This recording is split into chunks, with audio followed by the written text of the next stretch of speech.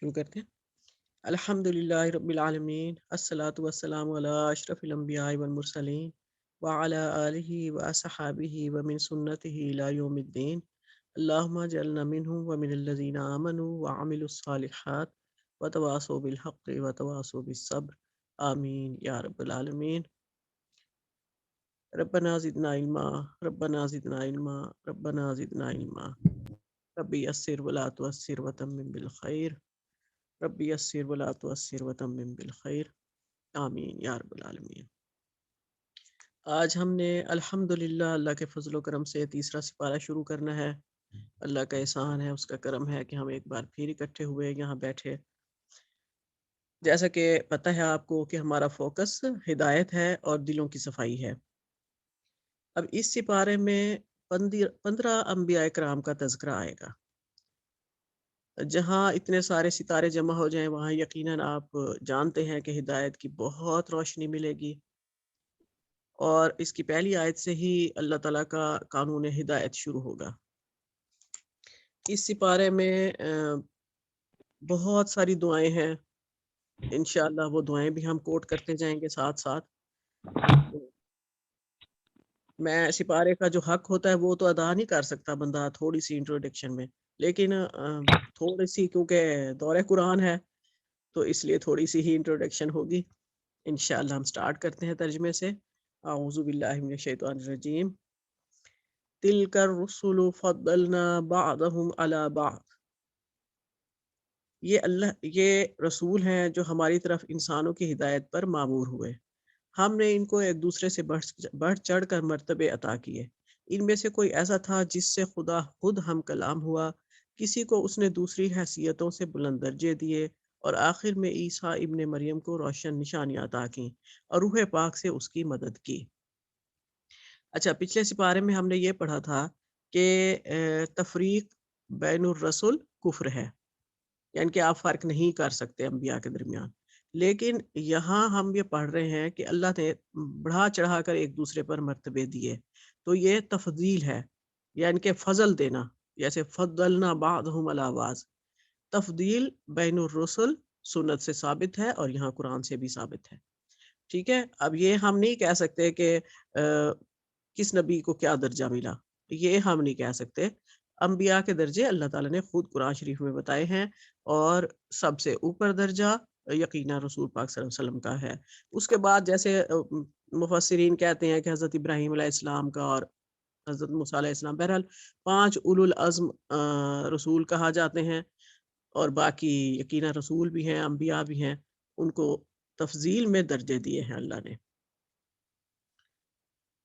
وَلَوْ شَاءَ اللہ، اور اگر اللہ چاہتا تو ممکن نہ تھا کہ ان رسولوں کے بعد جو لوگ روشن نشانیاں دیکھ چکے تھے وہ آپس میں لڑتے، مگر اللہ کی مشیت یہ نہ تھی کہ وہ لوگوں کو جبراً اختلاف سے روکے، اس وجہ سے انہوں نے باہم اختلاف کیا، پھر کوئی ایمان لایا اور کسی نے کفر کی راہ اختیار کی۔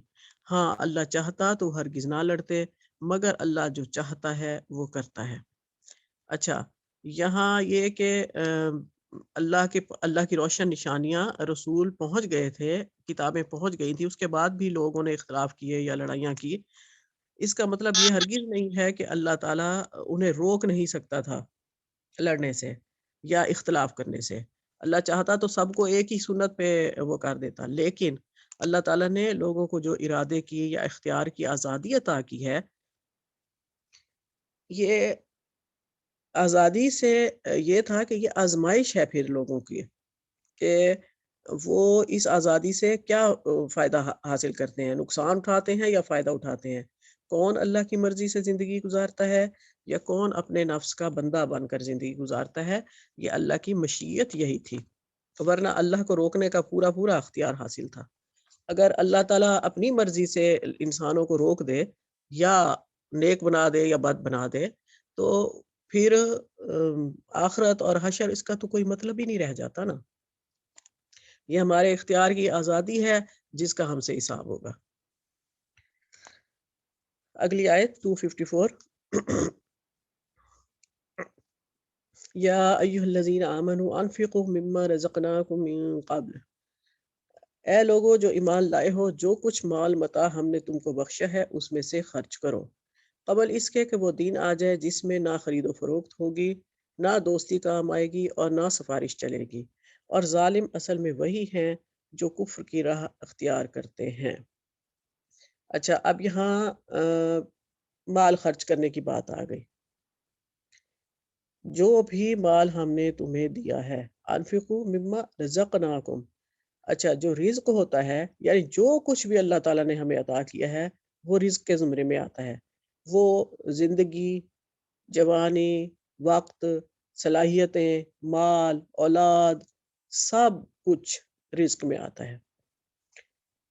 یعنی کہ سب کچھ اللہ کی راہ میں لگانا ہے۔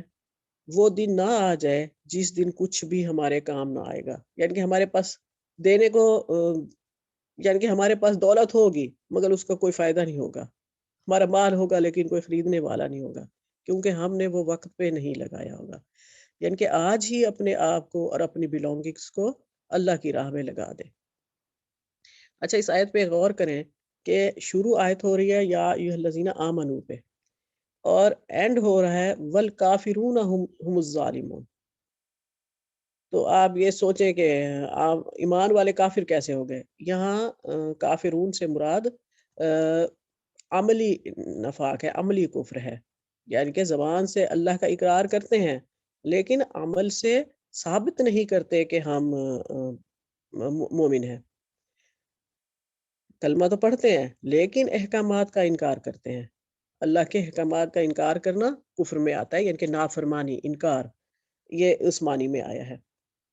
اچھا، بہترین سے بہترین چیز اللہ کی راہ میں خرچ کریں اور عملی کفر سے بچیں، یہ اس آیت کا مین مقصد ہے۔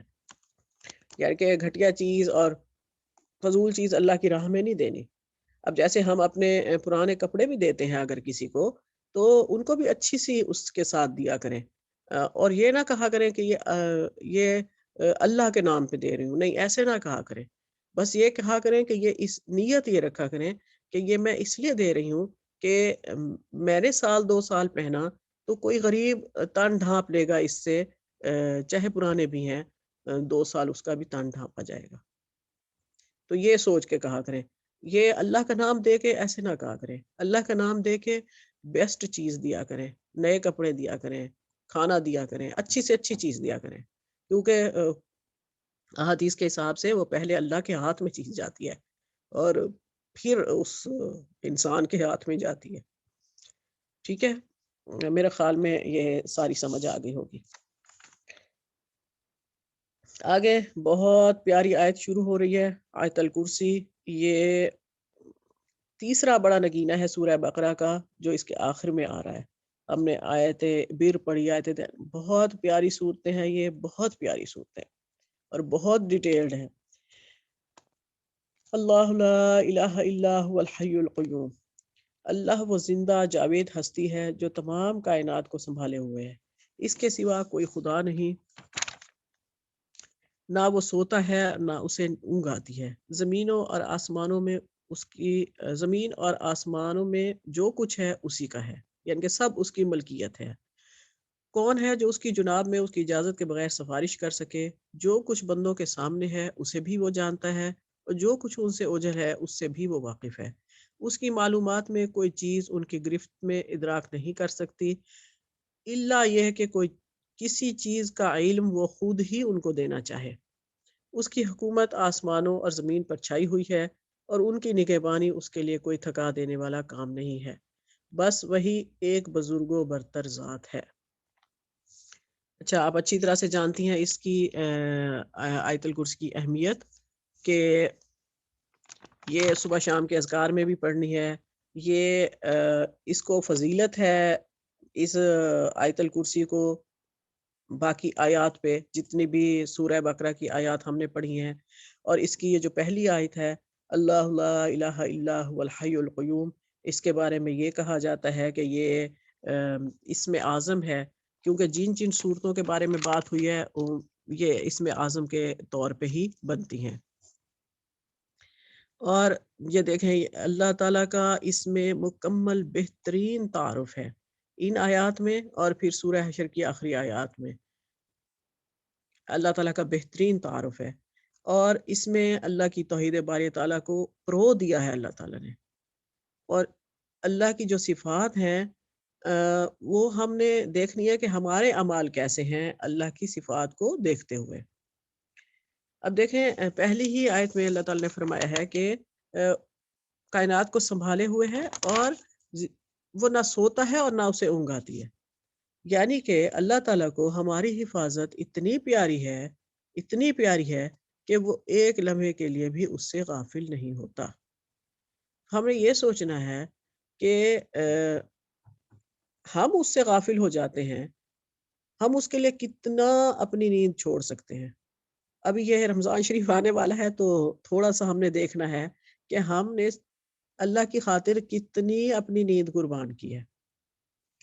اور دیکھیں روزانہ آسمان دنیا پہ منادی ہوتی ہے کہ اللہ تعالیٰ تشریف لاتے ہیں آسمان دنیا پہ کہ کون ہے جو مانگے گا، مانگنے والا تو اسے عطا کروں۔ تو کیا ہم اٹھتے ہیں؟ ہم تو ایسے بے دھرے سب کچھ گھوڑے گدھے بیچ ہر چیز آرام سے سوئے رہتے ہیں، احساس ہی نہیں ہمیں ہوتا۔ اچھا آگے ہے کون ہے جو اس کی جناب میں اس کی اجازت کے بغیر سفارش کر سکے۔ اب دیکھیں یہاں شفاعت کی بات آتی ہے، تفسیر اس کی بے تحاشا ہے پوری آیت الکرسی کی۔ یہاں بس چند ایک باتیں کہوں گی کیونکہ ٹائم نہیں ہوتا زیادہ۔ یعنی کہ اللہ تعالیٰ پہلے خود فیصلہ فرمائے گا اور پھر جس کو چاہے گا سفارش کی اجازت دے گا۔ یعنی کہ کسی بھی انسان کو چاہے وہ انبیاء اور رسل ہیں اجازت نہیں ہوگی پہلے بات کرنے کی، یا اللہ کی اجازت کے بغیر کوئی بات کرنے کی۔ اللہ تعالیٰ ان کو عزت دینے کے لیے فیصلہ اللہ تعالیٰ خود ہی فرما دیں گے، لیکن عزت دینے کے لیے یہ شفاعت کا حق یا سفارش کا حق دیں گے۔ اور آپ کو پتہ ہے کہ شفاعت کا بہت بڑا ٹاپک ہے، سب سے پہلے رسول پاک صلی اللہ علیہ وسلم کو ملے گی۔ اور اس سے شرک کے عقیدوں پہ بھی چوٹ پڑتی ہے جو اللہ کے ساتھ شریک بناتے ہیں دیوی دیوتاؤں کو یا فرشتوں کو یا جس کو بھی۔ کوئی چیز اللہ کے علم کا احاطہ نہیں کر سکتی، وہ جس کو چاہے گا علیم و خبیر ہے، اپنی مرضی سے دے گا۔ اس میں اللہ تعالیٰ کی 18 صفات کم و بیش بیان ہوئی ہیں۔ آگے اس کی کرسی آسمانوں اور زمین پر چھائی ہوئی ہے، یعنی کہ پہلے بتایا کہ ملکیت اس کی ہے، ملکیت تامہ اس کی ہے، زمین اور آسمان میں جو کچھ ہے سب اس کا ہے۔ آگے بتایا کہ ملک بھی اس کی ہے، یعنی کہ بادشاہی بھی اسی کی ہے، صرف ملکیت اس کی نہیں ہے۔ آپ کو پتہ ہے ملکیت چیزوں پر ہوتی ہے، ٹھیک ہے، اور بادشاہی حکومت انسانوں پر ہوتی ہے۔ یعنی کہ اللہ کی ملکیت بھی ہے اور ملک بھی ہے، بادشاہی بھی ہے، اور اس کو اس کی نگرانی یعنی کہ آسمانوں اور زمین کی جو نگرانی ہے یا نگہبانی ہے اس کے لیے کوئی تھکا دینے والا کام نہیں ہے، بس وہی ایک بزرگ و برتر بات ہے۔ یعنی کہ یہاں جو وہ تھے بائبل میں ہے یہ بیان کہ اللہ تعالیٰ نے 6 دن میں زمین و آسمان کو بنایا اور 7ویں دن ریسٹ کیا، اور یہاں اللہ تعالیٰ نے بتایا ہے کہ اس کے لیے کوئی تھکا دینے والا کام نہیں ہے۔ اور یہ پھر میرے خیال میں سنڈے چھٹی کا تصور بھی ان کا یہیں سے آیا تھا کہ 6 دن کام کرو اور 7ویں دن چھٹی کرو۔ چلیں اس کی آگے میں ڈیٹیل نہیں کروں گی، آگے چلتے ہیں انشاءاللہ۔ اب دیکھیں یہ اگلی آیت دیکھیں، قبولیت اسلام کی بات آ رہی ہے۔ یہ اگلی آیت اس سے بھی بہت ماشاءاللہ پروفاؤنڈ ہے۔ لا اکراہ فی الدین، دین کے معاملے میں کوئی زور زبردستی نہیں ہے۔ صحیح بات غلط خیالات سے الگ چھانٹ کر رکھ دی گئی۔ اب جو کوئی طاغوت کا انکار کرے گا، اللہ پر ایمان لایا، اس نے ایک ایسا مضبوط سہارا تھام لیا جو کبھی ٹوٹنے والا نہیں ہے، اور اللہ جس کا سہارا اس نے لیا سب کچھ سننے اور جاننے والا ہے۔ جو لوگ ایمان لاتے ہیں ان کا حامی و مددگار اللہ ہے، اور وہ ان کو تاریکیوں سے روشنی میں لاتا ہے،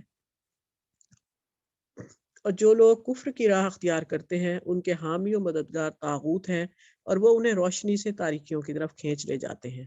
یہ آگ میں جانے والے لوگ ہیں جہاں وہ ہمیشہ رہیں گے۔ اب یہ بہت اہم بات ہے، کچھ لوگوں کو اس آیت سے کنفیوژن ہوتی ہے کہ یہ جو ہے دین کے معاملے میں کوئی زور زبردستی نہیں، یعنی دین میں شمولیت میں کوئی زبردستی نہیں ہے. یعنی کہ اگر کسی کو کوئی فرائض بھی ادا کرنے کے لیے کہا جائے نا، تو وہ کہتے ہیں کہ جب ہمارا دل چاہے گا ہم کریں گے. یعنی کہ نماز کا ہی مثلاً کہہ دو، بھائی دین میں کوئی زبردستی نہیں ہے. نہیں، دین میں داخل ہونے میں، دین میں شامل ہونے میں زبردستی نہیں ہے. آیت کو غلط اس میں نہیں لیتے. یہ جو لوگ ایسے کرتے ہیں وہ اصل میں ہدایت ہی نہیں چاہ رہے ہوتے. لیکن جب آپ مسلمان ہو گئے تو اب آپ کی اپنی کوئی مرضی نہیں ہے، کیونکہ حکم ہے کہ اسلام میں پورے کے پورے داخل ہو جاؤ. اب جب ہم اس سے چھوٹی سی مثال دیتی ہوں، جب تک ہمارا بچہ اسکول نہیں جاتا وہ آدھا آدھا دن بھی بے شک سویا رہے، نو پرابلم. لیکن جب ہم اس کو اسکول داخل کر دیتے ہیں تو اب وہ بچہ پابند ہے صبح 8 بجے اسکول پہنچنے کا. اگر کچھ دن بھی وہ لیٹ کیا، آپ نے اس کو غلط سلط ٹائم پہ بھیجا، تو انہوں نے تو سرٹیفکیٹ پکڑا دینا ہے، ابھی نکلو یہاں سے. آپ وقت پہ بچہ نہیں بھیجتے. ابو جہل کی مثال لے لیں، اس نے اسلام قبول کیوں نہیں کیا تھا؟ اس کو پتا تھا کہ اگر میں نے یہ لا الہ الا اللہ کہہ دیا تو مجھے بہت ساری باتیں چھوڑنی ہوں گی اور اس کے پورے تقاضے پورے کرنے پڑیں گے. تو پھر وہ تو عقل مند ہوا تھا، زیادہ ذہین تھا وہ، کہ اس نے کہا کہ چلو پڑھو ہی نہ، یہ نہ ہو تقاضے پورے کرنے پڑ جائیں. آگے ہے کہ ایک ایسا مضبوط سہارا تھام لیا جو کبھی ٹوٹنے والا نہیں، یعنی کہ جو اللہ پر ایمان لے آیا. ہاں خیر، اس میں لفظ طاغوت آیا ہے. طاغوت کا مطلب یہ ہے، طغیانی کا لفظ بھی ہم پڑھتے ہیں، جیسے سیلاب آتا ہے تو طغیانی آ گئی پانی میں. اٹ مینس کہ پانی اپنی حدوں کو کراس کر گیا.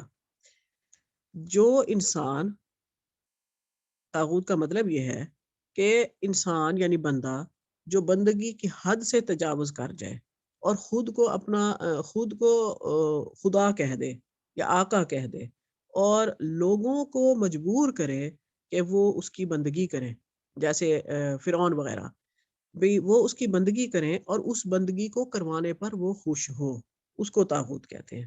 ٹھیک ہے، یہ اس کی ڈیفینیشن ہے.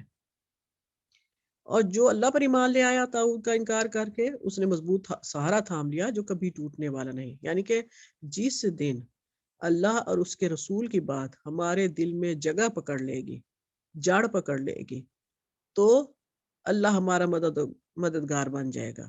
اور ہم یعنی کہ ہم ایک مضبوط سہارے کو پکڑ لیں گے جب ہمارا دل اس بات پر جم جائے کہ ہم اللہ والے ہیں، ہم ربانی بن جائیں. اس دن ہم نے مضبوط سہارا پکڑ لیا ہے جو کبھی نہیں ٹوٹے گا. پھر اللہ ان کا حامی و مددگار ہے، وہ ان کو تاریکیوں سے روشنی میں لے آتا ہے، یعنی کہ جہالت کی تاریکیوں سے نکال کر ایمان کی روشن راہوں پر اللہ چلا دے گا. اور جو کفر کی راہ اختیار کرتے ہیں ان کے حامی مددگار طاغوت ہیں جو انہیں ایمان کی روشنی سے جہالت کی تاریکیوں کی طرف کھینچ کر لے جاتے ہیں، اور یقیناً پھر وہ لوگ ہمیشہ ہمیشہ آگ میں رہیں گے. رخشندہ، آپ کچھ پوچھنا چاہ رہی ہیں؟ جی، جیسے وہ آپ دین کا بات کر رہی تھی نا کہ دین کے معاملے میں کوئی زبردستی نہیں. ابھی جو خواتین دودھ پلا رہی ہیں جیسے اپنے بچوں کو، تو ان کے لیے میں پوچھنا چاہ رہی تھی کہ روزہ ان کے لیے رکھنا ضروری ہے کہ وہ جی چھوڑ اگر سکتی ہیں، تو بعد میں پورے کریں؟ جی اگر تو عورت صحت مند ہے، ٹھیک ہے، اور بچہ بھی ٹھیک ہے، صحت مند ہے، بیمار نہیں ہے، تو اس کو چاہیے کہ وہ روزہ رکھے، کیونکہ جو رمضان کے روزے ہیں ان کا کوئی نعمت بدل نہیں ہے. جی اگر وہ عورت کمزور ہے اور بچہ بھی کوئی اور چیز نہیں لیتا، صرف اور صرف ماں کا فیڈ لیتا ہے، اور اس عورت کو یہ خطرہ ہے کہ اگر وہ چند روزے بھی رکھے گی تو اس کے لیے پرابلم ہو جائے گی، کیا بچے کی بھوک پوری نہیں ہوگی، تو پھر وہ روزہ چھوڑ سکتی ہے. اور وہ پھر ان کو گنتی کو آخری دنوں میں، یعنی کہ رمضان کے بعد جب فیل کرے کہ وہ بیٹر ہے تو وہ پھر اس کو روزے پورے کرے. جزاک اللہ خیر. جی نیکسٹ کس کا ہے؟ ألم تر إلى الذي حاج إبراهيم في ربه، رکوع نمبر 3 ہے اور آیت نمبر 258 ہے. کیا تم نے اس شخص کے حال پر غور نہیں کیا جس نے ابراہیم علیہ السلام سے جھگڑا کیا تھا؟ جھگڑا اس بات پر کہ ابراہیم علیہ السلام کا رب کون ہے، اور اس بنا پر کہ اس شخص کو اللہ نے حکومت دے رکھی ہے. جب ابراہیم علیہ السلام نے کہا کہ میرا رب وہ ہے جس کے اختیار میں زندگی اور موت ہے، تو اس نے جواب دیا زندگی اور موت میرے اختیار میں ہے۔ ابراہیم علیہ السلام نے کہا اچھا، اللہ سورج کو مشرق سے نکالتا ہے، تو ذرا اسے مغرب سے نکال لا۔ یہ سن کر وہ منکرین حق ششدر رہ گیا، مگر اللہ ظالموں کو راہ راست نہیں دکھاتا۔ اس میں یہ اس آیت میں نمرود بادشاہ کی طرف اشارہ ہے کہ جب حضرت ابراہیم علیہ السلام نے کہا تھا کہ اللہ کے اختیار میں موت اور زندگی ہے، تو اس نے پھر دو قیدیوں کو بلا کر اور ایک کو اس نے مطلب چھوڑ دیا تھا اور ایک کو مار دیا تھا، اور دوسرا پھر انہوں نے اس کو کہا تھا کہ اللہ تعالیٰ مشرق سے نکالتا اور اسے مغرب سے نکال لاؤ، تو پھر وہ حیران رہ گیا۔ لیکن اس کے بعد بھی اللہ میاں نے کہا ہے کہ اس اللہ ظالموں کو راہ راست نہیں دکھایا کرتا، اس کے بعد بھی وہ اس بات کو مانا نہیں تھا، ایمان نہیں لایا تھا۔ 259 نمبر آیت ہے، یا پھر مثال کے طور پر اس شخص کو دیکھو جس کا گزر ایک بستی پر ہوا جو اپنی چھتوں پر اوندھی گری پڑی تھی۔ اس نے کہا یہ آبادی جو ہلاک ہو چکی ہے، اسے اللہ کس طرح دوبارہ زندگی بخشے گا؟ اس پر اللہ نے اس کی روح قبض کر لی اور وہ 100 برس تک مردہ پڑا رہا۔ پھر اللہ نے اسے دوبارہ زندگی بخشی اور اس سے پوچھا بتاؤ کتنی مدت پڑے رہے ہو؟ اس نے کہا ایک دن یا چند گھنٹے رہا ہوں گا۔ فرمایا تم پر 100 برس اسی حالت میں گزر چکے ہیں، اب ذرا اپنے کھانے اور پانی کو دیکھو، اس میں ذرا تغیر نہیں آیا ہے۔ دوسری طرف ذرا اپنے گدھے کو بھی دیکھو کہ اس کا پنجر تک وہ سیدھا ہو رہا ہے، اور یہ ہم نے اس لیے کیا کہ ہم تمہیں لوگوں کے لیے ایک نشانی بنا دینا چاہتے تھے۔ پھر دیکھو کہ ہڈیوں کے اس پنجر کو ہم کس طرح اٹھا کر گوشت پوشت اس پر چڑھاتے ہیں۔ اسی طرح جب حقیقت اس کے سامنے بالکل نمایاں ہو گئی تو اس نے کہا میں جانتا ہوں کہ اللہ ہر چیز پر قدرت رکھتا ہے۔ یعنی یہ ایک واقعہ بیان ہوا ہے، تو اس کا مقصد یہ نہیں تھا کہ وہ اللہ پر ایمان رکھتا، تھوڑا سا اس کے دل میں شک شبہ پیدا ہوا تھا، تو وہ اس کے ذریعے اللہ میاں نے اس واقعے کے ذریعے اس کا دور کیا تھا۔ وہ حق کی تلاش میں تھا، اس لیے اللہ تعالیٰ نے اس کو مطلب اس کا شک دور کر کے اس کو ہدایت پر ہی رکھا، کیونکہ اللہ میاں نے پچھلی آیت میں کہا ہے کہ میں ظالموں کو ہدایت نہیں دیتا، لیکن یہ آدمی جو تھا وہ صرف اپنا یعنی شک دور کر کے اللہ پر یقین رکھتا تھا، لیکن شک دور کر کے وہ اپنے آپ کو سیٹسفائی کرنا چاہ رہا تھا۔ 260 نمبر آیت ہے، اور وہ واقعہ بھی پیش نظر ہے جب ابراہیم علیہ السلام نے کہا تھا کہ میرے مالک مجھے دکھا دے تو مردوں کو کیسے زندہ کرتا ہے۔ فرمایا کیا تو ایمان نہیں رکھتا؟ اس نے عرض کیا ایمان تو رکھتا ہوں مگر دل کا اطمینان درکار ہے۔ فرمایا اچھا تو 4 پرندے لے اور ان کو اپنے سے مانوس کر لے، پھر ان کا ایک ایک جز ایک ایک پہاڑ پر رکھ دے، پھر ان کو پکار، وہ تیرے پاس دوڑے چلے آئیں گے۔ خوب جان لے کہ اللہ نہایت بااقتدار اور حکیم ہے۔ یہ اس میں تو حضرت ابراہیم علیہ السلام کا تذکرہ ہے کہ وہ اطمینان قلب چاہتے تھے، لیکن پہلے جو ایک شخص نمرود گزرا ہے جو کافر تھا، دوسرا جو دوسری پیچھے ہے وہ تھا بین تھا، یعنی اس کو حق پر تھا، حق کی تلاش میں تھا، وہ صرف اطمینان چاہتا تھا، اور تیسرا شخص تھے وہ حضرت ابراہیم علیہ السلام تھے، یہ ایمان کے اعلیٰ درجے پر تھے، لیکن اس کے باوجود صرف وہ تھوڑا سا کچھ واقعہ ایسا چاہتے تھے کہ ان کو اور بھی اطمینان ہو جائے۔ 261 نمبر آیت ہے، جو لوگ اپنے مال اللہ کی راہ میں صرف کرتے ہیں ان کے خرچ کی مثال ایسی ہے جیسے ایک دانہ بویا جائے اور اس سے 7 بالیاں نکلیں اور ہر بال میں 100 دانے ہوں۔ اسی طرح اللہ جس کے عمل کو چاہتا ہے افزونی عطا فرماتا ہے، وہ فراغ دست بھی ہے اور علیم بھی۔ جو لوگ اپنے مال اللہ کی راہ میں خرچ کرتے ہیں اور خرچ کر کے پھر احسان نہیں جتاتے، نہ دکھ دیتے ہیں، نہ ان کا اجر ان کے رب کے پاس ہے، اور ان کے لیے کسی رنج اور خوف کا موقع نہیں۔ ایک میٹھا بول اور کسی ناگوار بات پر ذرا سی چشم پوشی اس خیرات سے بہتر ہے جس کے پیچھے دکھ ہو۔ اللہ بے نیاز ہے اور بردباری اس کی صفت ہے۔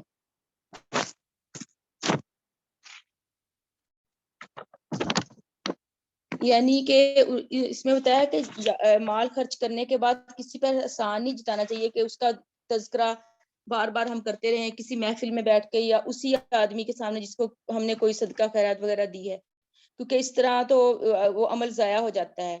اور اگر آپ مال صدقہ خیرات نہیں بھی کرتے تو ایک اچھا کسی کے ساتھ کوئی خوشگوار بات کر لینا بھی یعنی کہ ایک مسکراہٹ بھی کہتے ہیں صدقہ ہے.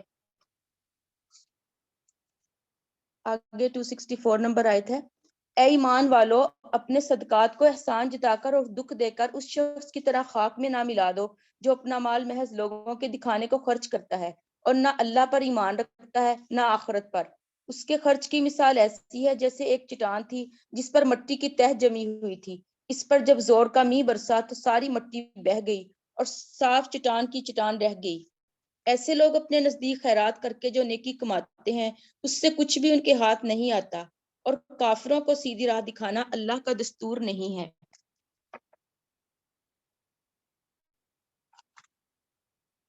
حضور صلی اللہ علیہ وسلم یعنی دل کی خوشی کے ساتھ صدقہ کرنا چاہیے. حضور صلی اللہ علیہ وسلم نے فرمایا جس نے یہ 3 کام سر انجام دیے تو جو یہ 3 کام سر انجام دیتا ہے وہ ایمان کا مزہ چکھ لے گا. جس نے ایک اللہ کی عبادت کی, جس نے اپنی زکوٰۃ دل کی خوشی کے ساتھ ادا کی جو ہر سال فرض ہوتی ہے, اور زکوٰۃ میں کوئی بیمار یا لاچار جانور نہیں دیا بلکہ نہ اللہ نے بہت اچھی چیز یعنی دینے کو کہا نہ خراب, یعنی درمیان اچھی چیز صدقہ کرے, خراب اس کے دل میں یہ نہ ہو کہ میں یہ بیمار جانور یا یہ خراب چیز اللہ کی راہ میں صدقہ کر رہا ہوں, تو وہ صدقہ قبول ہوگا انشاءاللہ. 265 نمبر آیت ہے. بخلاف اس کے جو لوگ اپنے مال محض اللہ کی رضا جوئی کے لیے دل کے پورے ثبات اور قرار کے ساتھ خرچ کرتے ہیں, ان کے خرچ کی مثال ایسی ہے جیسے کسی سطح مرتفع پر ایک باغ ہو, اگر زور کی بارش ہو جائے تو 2 گنا پھل لائے اور اگر زور کی بارش نہ بھی ہو تو ایک ہلکی فوار ہی اس کے لیے کافی ہو جائے. تم جو کچھ کرتے ہو سب اللہ کی نظر میں ہے. کیا تم میں سے کوئی یہ پسند کرتا ہے کہ اس کے پاس ایک ہرا بھرا باغ ہو, نہروں سے سیراب, کھجوروں اور انگوروں اور ہر قسم کے پھلوں سے لدا ہوا, اور وہ عین اس وقت ایک تیز بھگولے کی زد میں آ کر جھلس جائے جبکہ وہ خود بوڑھا ہو اور اس کے کمسن بچے ابھی کسی لائق نہ ہوں. اس طرح اللہ اپنی باتیں تمہارے سامنے بیان کرتا ہے, شاید کہ تم غور و فکر کرو. صدق اللہ العظیم. جی بسم اللہ الرحمن الرحیم. آیت نمبر ہے 267. اے لوگو جو ایمان لائے ہو, جو مال تم نے کمائے ہیں اور جو کچھ ہم نے زمین سے تمہارے لیے نکالا ہے اس میں سے بہتر حصہ راہ خدا میں خرچ کرو. ایسا نہ ہو کہ اس کی راہ میں دینے کے لیے بری سے بری چیزیں چھاڑنے کی کوشش کرنے لگو, حالانکہ وہی چیز اگر کوئی تمہیں دے تو تم ہرگز اسے لینا گوارا نہ کرو گے, اللہ یہ کہ اس کو قبول کرنے میں تم ٹال مٹول کرو. اور اللہ بے نیاز ہے اور بہترین صفات سے متصف ہے. اس میں جیسے ہے کہ ایمان والوں کو مطلب مخاطب کر کے بولا گیا ہے کہ اللہ کی راہ میں جب بھی خرچ کرو تو صاف ستھرا اور بہت اچھی چیز خرچ کرو, یہ نہ ہو کہ آپ بچی کھچی یا مطلب آپ بری چیزیں ان کو دو, کہ جب وہی چیز اگر آپ کے سامنے کوئی دے تو آپ اس کو, ظاہری بات ہے آپ کو نہیں اچھا لگے گا, جو چیز خود کے لیے پسند نہیں کرتے وہ دوسروں کے لیے بھی پسند نہ کرو. تو آگے ہے آیت نمبر 268. شیطان تمہیں مفلسی سے ڈراتا ہے اور شرمناک طرز عمل اختیار کرنے کی ترغیب دیتا ہے, مگر اللہ تمہیں اپنی بخشش اور فضل کی امید دلاتا ہے, اللہ بڑا فراغ دست اور دانا ہے. شیطان یہاں پہ جیسے کہ جب کوئی صدقہ کرتا ہے یا کوئی بھی مطلب کسی کو ہم صدقہ خیرات دیتے ہیں تو شیطان دل میں ڈالتا ہے کہ تم اس سے مفلس ہو جاؤ گے. اور جہاں پہ جب آیا ہے فحشاء آیا ہے تو یہاں پہ انہوں نے ذکر کیا ہے کہ جیسے اگر وہی لوگ دیتے ہیں نا خیرات صدقہ جن کے پاس پیسہ ہوتا ہے, تو اگر وہ پیسہ ادھر صدقہ خیرات میں نہیں دے گا, شیطان کہے گا ادھر نہ دو, اور وہ پھر اس کو غلط طریقوں دکھائے گا کہ یہ بہت انجوائے کرنے والی چیزیں ہیں. یہاں پہ جیسے فحشاء آیا تو دو جگہوں پہ ذکر آیا ہے, جہاں پہ زنا کا ذکر ہوا وہاں پہ بھی فحشاء کا ذکر آیا, اور جب قوم لوط کا ذکر ہوا تو بھی وہاں پہ فحشاء کا ذکر آیا. تو مطلب ہم اس سے آئیڈیا لگا سکتے ہیں کہ وہ کن غلط کاموں کی طرف ان کو مطلب پیسہ خرچ کرنے کا ترغیب دیتا ہے شیطان, کے مطلب یہ بڑی انجوائے کرنے کی چیزیں ہیں یا اس طرح کا.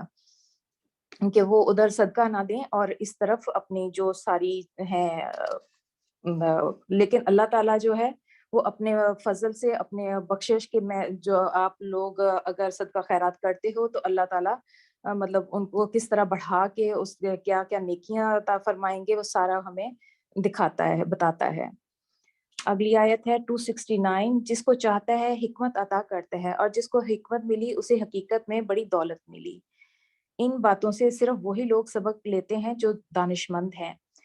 تو یہاں پہ حکمت کا ذکر ہے، کہتے ہیں نا حکمت، علم تو سب کے پاس ہوتا ہے، حکمت ہوتا ہے جو صحیح فیصلہ صحیح ٹائم پہ ہو اور صحیح جگہ پہ صحیح بات بولی جائے اور صحیح بات کہی جائے۔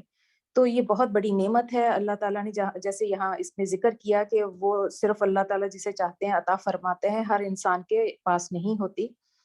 اللہ تعالیٰ ہمیں عطا فرمائے۔ اگلی آیت ہے 270، تم نے جو کچھ بھی خرچ کیا ہو اور جو نظر بھی مانی ہو، اللہ کو اس کا علم ہے اور ظالموں کا کوئی مددگار نہیں۔ اس میں ہے کہ جیسے جو بھی خرچ کرتے ہیں، جو ظاہری بات ہے جب بھی ہم کوئی خرچ کرتے ہیں، صدقہ خیرات جو ہاں بھی خرچ کرتے ہیں، ہماری سارا دار و مدار نیت پہ ہوتا ہے، تو اللہ ہی جانتے ہیں اگر جو جیسا کرے گا اللہ تعالیٰ اس کو، اگر وہ ثواب کی نیت سے دیا ہے اور تو اللہ تعالیٰ اس کو اجر عطا فرمائیں گے۔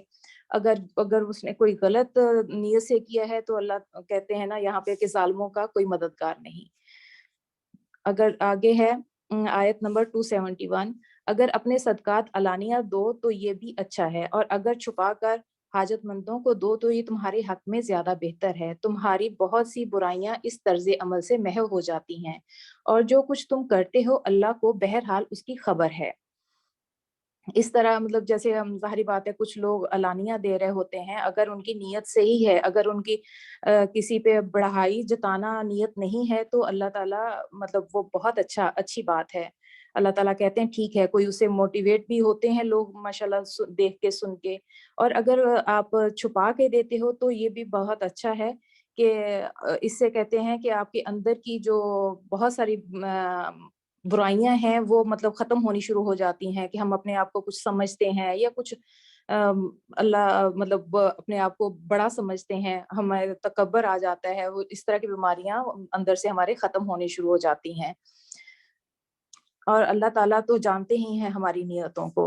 اگلی آیت ہے 272، لوگوں کو ہدایت بخش دینے کی ذمہ داری تم پہ نہیں ہے، ہدایت تو اللہ ہی جسے چاہتا ہے بخشتا ہے، اور خیرات میں جو مال تم خرچ کرتے ہو وہ تمہارے اپنے لیے بھلا ہے۔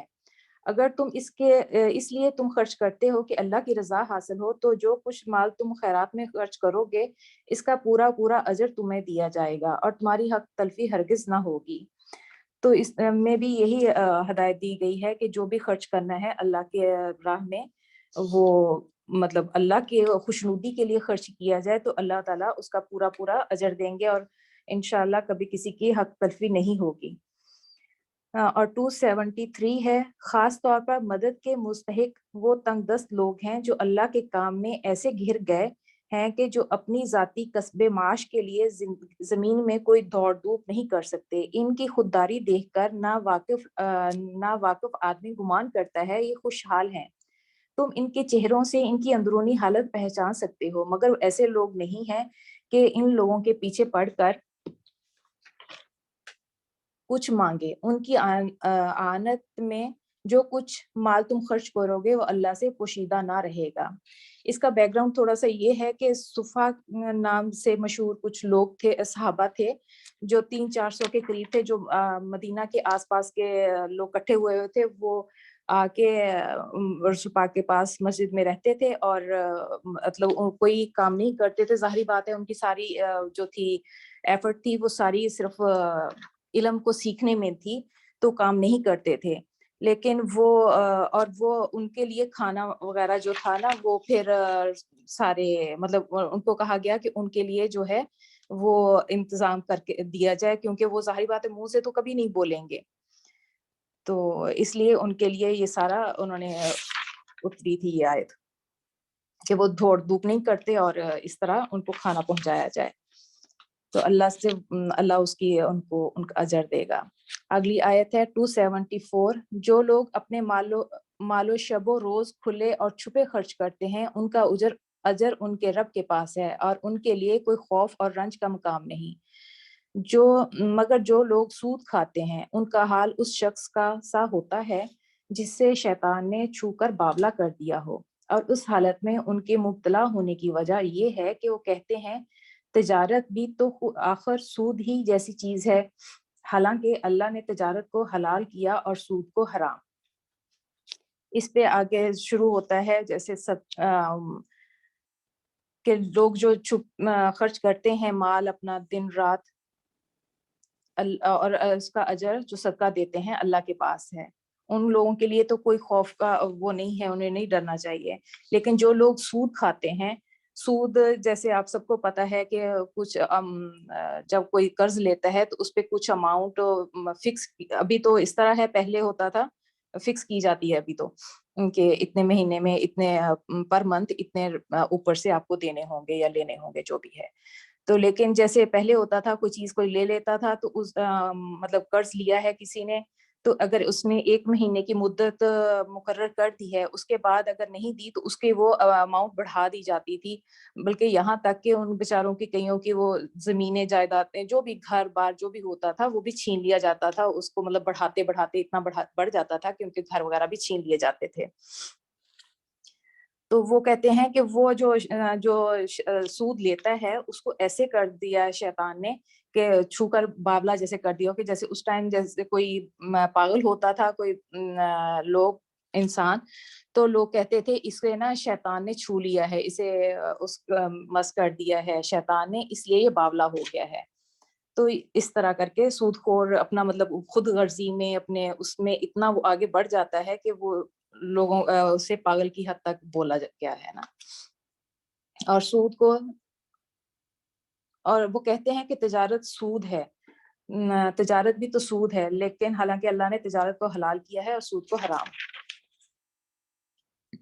क्योंकि तिजारत जो है उस पे आपका मेहनत, आपकी वक्त, आपका सारा सर्फ हुआ होता है, तो आपकी मेहनत का बदला होता है जो उसका अजर होता है। लेकिन जो सूद होता है वो तो आप एक दे दिया, आपको उसका कोई नहीं है, उसका नुकसान का कोई खदशा नहीं है, तो वो सूद जो है इसलिए वो सही वो नहीं है। लेकिन जब आप कारोबार करते हैं, उस पर मेहनत करते हैं, तिजारत करते हैं, उस पर टाइम स्पेंड किया होता है और आपको उसका नुकसान का भी पूरा खतरा होता है, आप इसलिए उसको जायज करार दिया गया है यहाँ पे।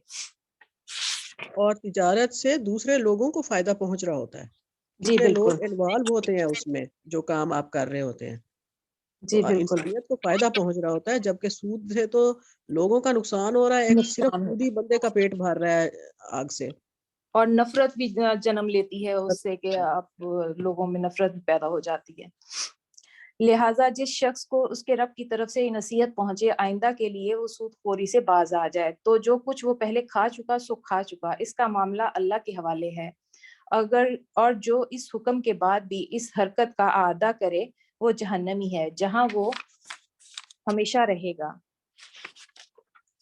तो यहाँ पे वो नसीहत की गई, जैसे ये हुक्म आ गया सूद के बारे में, तो उन्होंने कहा कि पहले जो हो चुका वो हो चुका, तो अब जो है कोई सूद का मतलब खत्म कर दिया गया उसमें से ना, और जो करेगा तो एक वो मिनट टीचर, जहन्नम। जी जी भाभी। क्योंकि ये आयत 9 हिजरी में नाजिल हुई हैं, ये जो रिबा की आयत हैं 9 हिजरी जी, में, अच्छा, और तकरीबन एंड था ये आप वसल्लम की लाइफ का, क्योंकि ये सूरतें आपको पता है मदनी सूरतें हैं।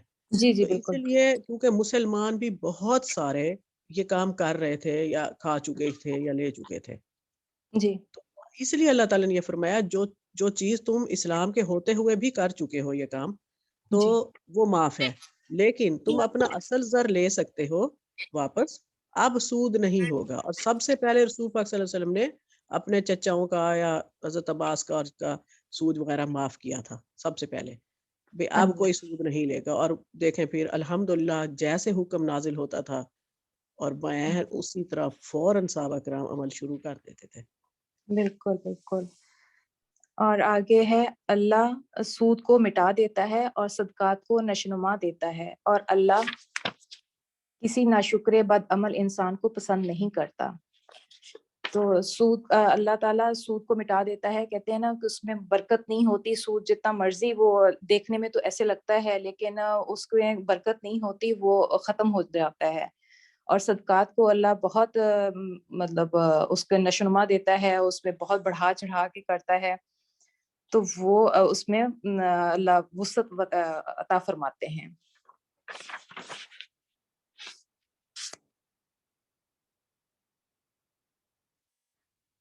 اور آگے ہے آیت نمبر 276.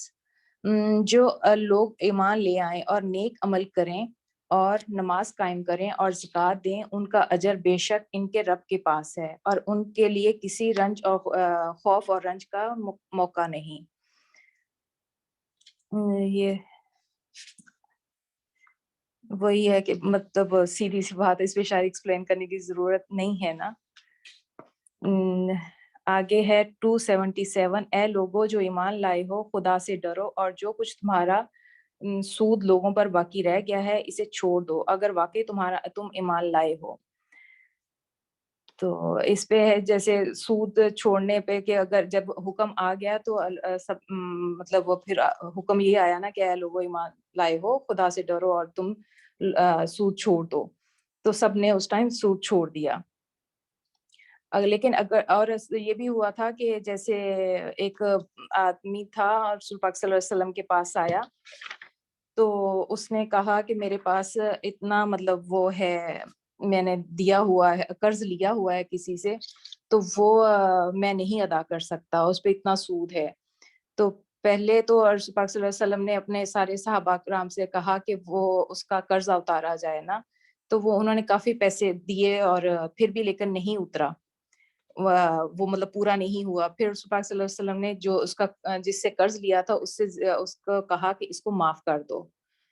تو پھر اس نے وہ کیونکہ یہ اگر تم معاف کر دو گے تو مطلب اس کا اجر ہے, اگر تم معاف نہیں کرو گے تو یہ دے ہی نہیں سکتا, اس کے پاس کچھ ہے ہی نہیں نا. آگے ہے لیکن اگر تم نے ایسا نہ کیا تو آگاہ ہو جاؤ کہ اللہ اور اس کے رسول کی طرف سے تمہارے خلاف اعلان جنگ ہے. اب بھی توبہ کر لو اور سود چھوڑ دو, تو اپنا اصل سرمایہ لینے کے لیے تم حقدار ہو, نہ تم ظلم کرو اور نہ تم پر ظلم کیا جائے. تو وہی ہے کہ اگر تم اپنا اصل جو ہے وہ واپس لے لو اور اللہ کا شکر ادا کرو. اگر تم مطلب سود لینا ہے, یہاں پہ ہے نا کہ اللہ اور اس کے رسول کی طرف سے خلاف اعلان جنگ ہے. تو اگر وہ ہے ایک اس میں جب یہ آیات نازل ہوئیں تو مطلب سارا کیا کہتے ہیں قانون بن گیا کہ سود لینا گناہ ہے. لیکن عرب کے جو قبیلے سود کھاتے تھے, ان کو رسول پاک صلی اللہ علیہ وسلم نے اپنے امال کے ذریعے آگاہ فرمایا کہ اگر وہ اس لین دین سے باز نہ آئے تو ان کے خلاف جنگ کی جائے گی. تمہارا قرض دار تنگ دست ہو تو ہاتھ کھلنے تک اسے مہلت دو, اور جو صدقہ کر دو تو یہ تمہارے لیے زیادہ بہتر ہے. اور اگر تم سمجھو اس دن کی رسوائی اور مصیبت سے بچو جب کہ تم اللہ کی طرف واپس ہوگے, وہاں ہر شخص کو اس کی کمائی ہوئی نیکی یا بدی کا پورا پورا بدلہ مل جائے گا, اور کسی پر ظلم ہرگز نہ ہوگا. تو اللہ معاف کرے. اور اگلی ہے آیت, اے لوگو جو ایمان لائے ہو, جب کسی مقرر مدت کے لیے تم آپس میں قرض کا لین دین کرو تو اسے لکھ لیا کرو, فریقین کے درمیان انصاف کے ایکسکیوز می ساتھ. عشرت, آپ کا ختم ہو گیا ادھر. اچھا سوری, اچھا جزاک اللہ خیر.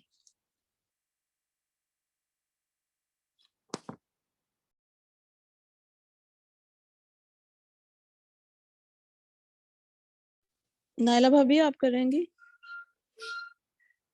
جی میں بول رہی تھی اور مائک آف تھا. اصل میں اس میں جو پچھلا اس نے رکوع کیا ہے, اس میں یہ آیت آئی ہے لا تظلمون ولا تظلمون, یعنی کہ نہ تم ظلم کرو اور نہ تم پر ظلم کیا جائے گا. وہ آیات اتنی سٹرونگ ہیں پیچھے کی کہ اس پہ اہمیت نہیں جاتی. یعنی کہ اصل بات ہی یہی ہے کہ جو ظلم کرتا ہے سود خور, جب وہ اللہ کے بندوں پہ ظلم کر رہا ہے تو یقیناً اس پر اس کے بدلے میں ظلم ہوگا. اور آگے جیسے یہ ہے کہ ہاتھ کھلنے تک مہلت دو. یہ احادیث میں ایک واقعہ آتا ہے بنی اسرائیل کا کہ اس بندے نے اپنے لوگوں سے یعنی کہ جو ورکر تھے ان کو کہا ہوا تھا کہ جو قرض لیتا ہے اور ادا کرتا ہے ٹھیک، جو نہیں ادا کر سکتا تو اس کا نام ہی رجسٹر میں سے ڈیلیٹ کر دو، یعنی کہ نام ہی مٹوا دیتا تھا۔ جب یقیناً وہ فوت ہوا تو اللہ تعالیٰ نے فرمایا یہ بندہ ہو کے، کمزوریاں تھیں اس کے اندر، اس نے میرے بندوں کو معاف کیا اور ان کا جو قرض تھا یا نام تھا رجسٹر میں سے ڈیلیٹ کیا۔ آج اس کے رجسٹر میں سے، نام اعمال میں سے ہر چیز ڈیلیٹ کر دو۔ میں تو اللہ رب العالمین ہوں تو میں کیسے، یعنی کہ اللہ تعالیٰ تو اپنی حیثیت کے حساب سے معاف کرے گا نا۔ تو اسی لیے نہ ظلم کرو نہ ظلم ہوگا، رحم کرو رحم ہوگا، یہ کنفرم بات ہے۔ ہر شخص کو اس کی نیکی کا پورا پورا بدلہ ملے گا، اللہ تعالیٰ کسی کا حق نہیں رکھے گا۔ اگر آپ کی طرف خاموشی ہو گئی ہے تو آپ کر لیں، ورنہ نو پرابلم میں کر لیتی ہوں۔ مبین نہیں، وہ بھی کام کر رہے ہیں، وہ شور شروع کر دیتے ہیں تھوڑی دیر بعد نا۔ اچھا میں کرتی ہوں۔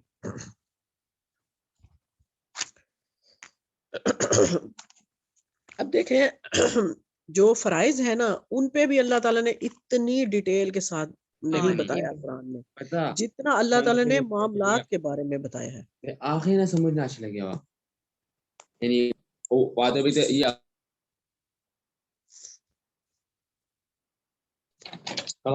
میں نے میوٹ لگا دیا، پتہ نہیں کس کا موبائل ہے اوپن ہو جاتا ہے۔ اعوذ باللہ من الشیطان الرجیم۔ اب یہ آگے آ رہی ہے قرض کے لین دین کی بات۔ یا ایھا الذین آمنوا اذا تداینتم بدین الی اجل مسمی فاکتبوہ، اے لوگو جو ایمان لائے ہو، جب کسی مقررہ مدت کے لیے تم آپس میں قرض کا لین دین کرو تو اسے لکھ لیا کرو۔ فریقین کے درمیان انصاف کے ساتھ ایک شخص دستاویزات تحریر کرے۔ جسے اللہ نے لکھنے پڑھنے کی قابلیت بخشی ہو اسے لکھنے سے انکار نہیں کرنا چاہیے۔ وہ لکھے اور املا وہ شخص کرائے جس پر حق آتا ہے، یعنی کہ قرض لینے والا، اور اسے اللہ اپنے رب سے ڈرنا چاہیے۔ جو معاملہ طے ہو اس میں کوئی کمی بیشی نہ کرے۔ لیکن اگر قرض لینے والا خود نادان یا ضعیف ہو یا املا نہ کرا سکتا ہو تو اس کا ولی انصاف کے ساتھ املا کروائے۔ اچھا یہاں تک تھوڑا سا بتا دوں۔ اب دیکھیں یہ کتنی ڈیٹیل سے اللہ تعالیٰ لین دین کے معاملات کا وہ کر رہے ہیں کہ قرض کا لین دین جو ہے اسے لکھو تاکہ لوگوں کے درمیان بدگمانی بھی نہ ہو اور لڑائی جھگڑا بھی نہ ہو۔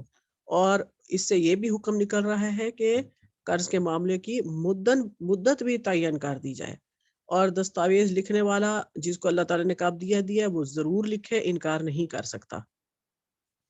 اور آگے یہ کوئی ضعیف ہو یا نادان ہو، یعنی کہ اگر کوئی چھوٹا بچہ ہے یا ڈیزیبل ہے، وہ کچھ خود نہیں بتا سکتا کروا سکتا، تو اس کا ولی انصاف کے ساتھ یہ کام کرے گا، عدل کے ساتھ یہ لکھوائے گا، جھوٹ نہیں بولے گا۔ اچھا یہاں ایک خاص بات کہ ہم نے جب سٹارٹ سے کیا تو وہاں خیرات کی بات آئی۔ خیرات کے بھی دو طریقے بتائے گئے، ایک تو یہ کہ صرف اپنی ضرورت رکھو اور سب اللہ کے نام میں دے دو، یہ طریقہ اپنایا رسول پاک صلی اللہ علیہ وسلم نے، یہ طریقہ اپنایا حضرت ابوبکر صدیق رضی اللہ عنہ نے، کہ کبھی زندگی میں انہوں نے زکوٰۃ نہیں دی۔ رسول پاک صلی اللہ علیہ وسلم نے کبھی زکوٰۃ نہیں دی تھی، کیونکہ وہ صاحب نصاب کبھی ہوتے ہی نہیں تھے، وہ پورا سال کیا دولت کا رہنا پاس، ایک رات بھی نہیں رکھتے تھے۔ پھر دوسرا طریقہ بتایا گیا کہ کوشش کریں کہ 1/3 خرچ کر دیں، صدقہ خیرات کر دیں، اور یقین کریں یہ سمجھ اللہ تعالیٰ ہم سب کو دے۔ جو لوگ ایسا کرتے ہیں نا کہ اپنا 1/3 جو انہوں نے مرتے وقت کوئی وصیت کرنی ہوتی ہے اس سے پہلے اس کو اپنی زندگی میں ہی سارا خرچ کر دیں، تو اس کے برکات، اس کے ثمرات، اس کے فوائد وہ خود اپنی ذات اپنی آنکھوں سے دیکھ کے اس دنیا سے جائیں گے۔ اب یہ تیسرا طریقہ بتایا کہ اگر ضرورت ہے تو آپ قرض لے سکتے ہیں، اور اس کا لکھنا مسٹ ہے، قرض کا لکھنا مسٹ ہے، کہ ایک حدیث کے مطابق کہ جو شخص اپنا کسی سے اپنا مال قرض کرتا ہے اور اس کو نہیں لکھتا تو اس کے بارے میں وعید ہے. یعنی کہ 3 قسم کے انسان ہیں جن کی فریاد اللہ تعالیٰ نہیں سنتا. ان میں سے ایک وہ شخص ہے جس کی بیوی بدخلق ہے اور وہ اس کو طلاق نہیں دیتا. دوسرا وہ شخص جو یتیم کے بالغ ہونے سے پہلے اس کا مال اس کے حوالے کر دے، یعنی کہ سنبھالے نہیں، اپنے اوپر برڈن نہیں لے رہا، بس دے رہا ہے واپس کہ وہ بچہ بیچارہ چاہے ضائع بھی کر دے سارا. تیسرا وہ شخص جو کسی کو اپنا مال قرض دے اور پھر اس پر گواہ نہ بنائے، یعنی کہ لکھنا اور گواہ بنانا دونوں کام کرنے ہیں. آگے ہے آیت لمبی ہے تو یہ اس کے پھر وہ اپنے مردوں میں سے 2 آدمیوں کو اس پر گواہی کروا لو. اگر 2 مرد نہ ہو تو 1 مرد اور 2 عورتیں ہوں، تاکہ ایک بھول جائے تو دوسری اسے یاد دلا دے. اچھا، اب اس بات پہ لیڈیز نے یعنی کہ پھر وہی بات آئے گی کہ جو ہدایت نہیں چاہتے وہ قرآن پہ ایسے گھٹیا الزام لگاتے ہیں اور مذاق بناتے ہیں کہ اگر عورتوں کی گواہی ادھوری ہے، آدھی ہے، تو پھر ان کی باتیں بھی آدھی ہوں. بات یہ نہیں ہے، اللہ تعالیٰ نے عورتوں کو ڈی گریڈ نہیں کیا. بات یہ ہے کہ عورت بھول چوک کرتی ہے. ہم اپنے آپ سے دیکھ لیں، ہم بھول چوک کرتے ہیں تو دوسری یاد دلا دے. اب مثلا ایک ویٹ ہے، ایک وزن ہے، مرد اکیلا اٹھا لیتا ہے، لیکن عورتیں 2 مل کے اٹھاتی ہیں، 3 مل کے اٹھاتی ہیں. تو پھر اس بات پہ بھی کیا ہم لڑنے کھڑے ہو جائیں کہ اللہ تعالیٰ نے ہمیں اتنی طاقت کیوں نہیں دی کہ ہم اتنا وزن اٹھا سکیں؟ تو یہ غلط باتیں ہیں. اگر کوئی اس طرح کی بات کرتا ہے تو اس کو اچھا سا جواب دیں، بڑے کانفیڈنس کے ساتھ. یہ گواہ ایسے لوگ ہوں جو لوگوں میں سے ہونے چاہیے جن کی گواہی تمہارے درمیان مقبول ہو، یعنی کہ اچھے نیک لوگ ہوں. گواہوں کو جب گواہ بننے کے لیے کہا جائے تو انہیں انکار نہیں کرنا چاہیے، معاملہ خواہ چھوٹا ہو یا بڑا. میعاد کی تعین کے ساتھ اس کی دستاویز لکھوا لینے میں تساہل نہ کرو، یعنی کہ سستی سے کام نہ لو. جو وقت جس ٹائم ہو رہا ہے اسی ٹائم ہی اس کو لکھو، یہ نہ ہو کہ پھر کوئی اور مسئلہ ہو جائے. اللہ کے نزدیک یہ طریقہ تمہارے لیے زیادہ مبنی بر انصاف ہے، اس سے شہادت پہ قائم ہونے میں زیادہ سہولت ہے اور تمہارے شکوک و شبہات میں مبتلا ہونے کا امکان کم رہ جاتا ہے. ہاں، جو تجارتی لین دین دست بدست تم لوگ آپس میں کرتے ہو اس کو نہ لکھا جائے تو کوئی حرج نہیں، مگر تجارتی معاملے طے کرتے وقت گواہ کر لیا کرو. کاتب اور گواہ کو ستایا نہ جائے، ایسا کرو گے تو گناہ کا ارتکاب کرو گے. اللہ کے غضب سے بچو، وہ تم کو صحیح طریقے عمل کی تعلیم دیتا ہے، اسے ہر چیز کا علم ہے. یعنی کہ لوگ ایک دوسرے کو دھمکائیں گے، جیسے رشوتیں دینا. اب دیکھیں عدالتوں میں کیا کچھ ہو رہا ہے، اللہ معاف کرے. ابھی مسلمان یہ کہتے ہیں کہ ہم ذلیل و خوار کیوں ہیں. جو ہو رہا ہے سب کو پتہ ہے. اگر تم سفر کی حالت میں ہو اور دستاویزات لکھنے کے لیے کوئی کاتب نہ ملے تو رہن بالقبض پر معاملہ کر لو. اب یہ قرض کا ایک اور طریقہ بتایا جا رہا ہے کہ جب محض دستاویز لکھنے پر کوئی قرض دینے کے لیے آمادہ نہیں ہے، یعنی کہ آپ بے شک ریٹرن بھی دے رہے ہیں کہ ہم فلاں ڈیٹ تک دے دیں گے اور کوئی اعتبار نہیں کر رہا، تو قرض لینے کے لیے کوئی اپنی چیز رہن رکھی جا سکتی ہے. جیسے کوئی بھی چیز، آپ کے پاس کوئی زیور ہے، کوئی گھڑی ہے، کوئی سامان ہے، کچھ بھی، تو وہ دے کر قرض لیا جا سکتا ہے اور پھر وہ واپس لی جا سکتی ہے جب آپ قرض اتار دیں گے. یہ بھی اللہ تعالیٰ نے آخری طریقہ بھی بتا دیا. اور اگر تم میں سے کوئی شخص دوسرے پر بھروسہ کر کے اس کے ساتھ کوئی معاملہ کرے تو جس پر بھروسہ کیا گیا ہے اسے چاہیے کہ امانت ادا کرے اور اللہ اپنے رب سے ڈرے. یعنی کہ کسی کے ساتھ دھوکہ نہیں کرنا. اب یہاں دھوکے سے منع کیا جا رہا ہے. کسی کا اعتماد نہیں توڑنا، بھروسہ نہیں توڑنا، چاہے کچھ بھی ہو جائے. کوشش کریں کہ جو وعدہ کیا ہے اس کو ہر حال میں اس ٹائم پہ پورا کریں. اور شہادت کو ہرگز نہ چھپاؤ، جو شہادت چھپاتا ہے اس کا دل گناہ میں آلودہ ہے اور اللہ تمہارے اعمال سے بے خبر نہیں ہے. یعنی کہ گواہی کو چھپانا بہت بڑا گناہ ہے. اگر کسی نے کوئی گناہ ہوتے دیکھا ہے تو اس کو مسٹ بتانا ہے. کچھ باتیں ہیں، مجھے حدیث یاد نہیں ہے، جیسے چاند دیکھ لیا ہے اگر کسی باپردہ عورت نے بھی اور اس کو گھر سے نکلنے کی اجازت نہیں ہے، لیکن اللہ رسول کا حکم ہے کہ وہ باہر نکل کے بھی بتائے گی کہ میں نے چاند دیکھ لیا، جیسے رمضان کا، عید کا وغیرہ. اسی طرح گواہی کے لیے کچھ بھی ہو جائے، گواہی دینی ہے، سچی گواہی دینی ہے، چاہے اپنی جان ہی کیوں نہ چلی جائے. اگلا رکوع شروع ہو رہا ہے. للہ ما فی السماوات و ما فی الارض. آسمانوں اور زمین میں جو کچھ ہے سب اللہ کا ہے. تم اپنے دل کی باتیں خواہ ظاہر کرو یا چھپاؤ، اللہ بہرحال ان کا حساب تم سے لے گا. پھر اسے اختیار ہے جسے چاہے معاف کر دے اور جسے چاہے سزا دے، اور وہ ہر چیز پر قدرت رکھتا ہے. بے شک اللہ تعالیٰ ہر چیز پر قدرت رکھتا ہے اور ظاہر و باطن سب کو جاننے والا ہے، علیم و خبیر ہے. اگلی آیت شروع ہو رہی ہے. یہ آخری آیت اس سورہ کی جیمز ہیں. یہ اس سورہ کے آخری 2 آیتیں، اور آپ کو ان آیات کی یقیناً فضیلت کا بھی پتہ ہے کہ باقی سارا قرآن مجید زمین دنیا پر نازل ہوا رسول پاک صلی اللہ علیہ وسلم کے قلب پہ، اور یہ آیات واحد قرآن کی جو آپ صلی اللہ علیہ وسلم کو اللہ تعالیٰ نے وہاں آسمانوں پہ دی. صبح شام کے اذکار میں اس کو مست پڑھنا ہے. رات کو سوتے وقت رسول پاک صلی اللہ علیہ وسلم پڑھ کے سوتے تھے، اور یاد بھی ہونی چاہیے سب کو. آمن الرسول بما انزل الیہ من ربہ والمؤمنون کل آمن باللہ وملائکتہ وکتبہ ورسلہ لا نفرق بین احد من رسلہ وقالوا سمعنا واطعنا غفرانک ربنا والیک المصیر.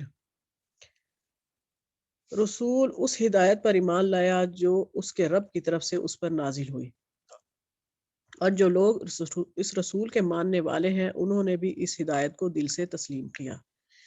یہ سب اللہ اور اس کے فرشتوں اور اس کی کتابوں اور اس کے رسولوں کو ماننے والے ہیں. ان کا قول یہ ہے کہ ہم اللہ کے رسولوں کو ایک دوسرے سے الگ نہیں کرتے.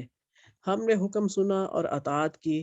مالک ہم تجھ سے خطا بخشی کے طالب ہیں اور ہمیں تیری ہی طرف پلٹنا ہے. اچھا، ان میں دیکھیں اللہ تعالیٰ نے اسلام کے عقائد کا خلاصہ بیان کر دیا ہے کہ ان پر ہمیں ہر حال میں ایمان لانا ہے. یعنی کہ یہ 5 امور ہیں، اسلام کے بنیادی عقائد ہیں، اور ان کو ماننے کے بعد، قبول کرنے کے بعد ہی یہ مسلمان اپنے اعمال کو صحیح کر سکتا ہے. یعنی کہ اس کا طرز عمل اس وقت تک صحیح نہیں ہو سکتا جب وہ ان پر پورے عمل نہیں کرتا. یعنی کہ سب پر عمل کرنا ہے. اللہ کی طرف سے جو حکم پہنچے اس کو خوشی سے تسلیم کرنا ہے، اس کی اطاعت کرنی ہے، اور اپنے عمل پر جو ہم اعمال کر رہے ہیں، بے شک اب جیسے مثلا قرآن مجید پڑھ رہے ہیں تو ہم نے اس پر غرور نہیں کرنا، بلکہ اللہ تعالیٰ سے عفو و درگزر کی درخواست کرتے رہنا ہے ہر حال میں. یعنی کہ نیکی کر کے بھی اس کی طرف پلٹنا ہے، اور کوئی غلطی قصور گناہ ہو گیا ہے تو بھی اسی کی طرف ہی پلٹنا ہے، ہر حال میں اسی کی طرف پلٹنا ہے. اگر دعا آئے گی تو آپ لوگ خود سے دل میں آمین کرتے جائیے گا. لا یکلف اللہ نفسا الا وسعها. اللہ کسی متنفس پر اس کی مقتدرت سے بڑھ کر، یعنی کہ وسعت سے بڑھ کر ذمہ داری کا بوجھ نہیں ڈالتا. ہر شخص نے جو نیکی کمائی اس کا پھل اسی کے لیے ہے، اور جو بدی سمیٹی اس کا وبال اسی پر ہے. آپ سب جانتے ہیں کہ اللہ تعالیٰ یہ جانتا ہے، اس کا فیصلہ وہی کر سکتا ہے کہ کس شخص کو فی الحقیقت کتنی قدرت حاصل ہے، اور وہ کس چیز کی قدرت رکھتا ہے یا نہیں رکھتا. اسی کے حساب سے ہمارے اعمال کا حساب ہوگا، ہماری جتنے ذمہ داریاں ہیں اس کا حساب ہوگا. اور یہ ہے نا، جو نیکی کمائی اس کا پھل اسی کے لیے ہے، اور جو بدی سمیٹی انسان نے اس کا پھل، اس کا وبال اسی پر ہے. اب دیکھیں نیکی کے لیے پھل کہاں ہے، بدی کے لیے وبال کہاں ہے، مطلب دونوں کا ایک ہی بنتا ہے. اب مثلا اگر ہم کوئی نیکی کرتے ہیں اور وہ ہماری نسلوں میں آگے چلتی رہتی ہے تو اٹ مینز کہ اس کا فروٹ ملتا رہتا ہے، ہمیں پھل ملتا رہتا ہے، وہ آگے سے آگے بڑھ رہی ہے. جیسے ایک درخت کا پھل ہر سال لگتا ہے اور ہم کھاتے ہیں، وہ درخت صرف ایک ہی ہوتا ہے، تو وہ ہمیں پھل، یعنی کہ ہمیں صدقہ جاریہ کے طور پہ وہ نیکی ملتی رہے گی، اس کو اللہ تعالیٰ نے پھل کہا ہے. اور جو گناہ یا جو برائی ہم نے خود کی، اور یا ہماری وجہ سے کسی نے کی، یا ہمارے بچوں نے، یا جس نے بھی ہماری وجہ سے کوئی برائی کی، تو وہ جب تک وہ برائی چلتی رہے گی زمین پر تو اس کا وبال بھی کرنے والے پر آتا رہے گا. اس لیے کبھی کسی نیکی کو چھوٹا سمجھ کے نہیں چھوڑنا، یا کسی کو اچھی بات بتانے سے نہیں رکنا. اسی طرح کسی برائی چھوٹی سے چھوٹی بھی ہے تو اس کو بھی چھپانا ہے، غلطی ہو گئی ہے تو اللہ تعالیٰ سے معافی مانگنی ہے، نیکی کار کے بھی اور برائی کار کے بھی، دونوں حالات میں اللہ سے رجوع کرنا ہے۔ آگے دعا ہے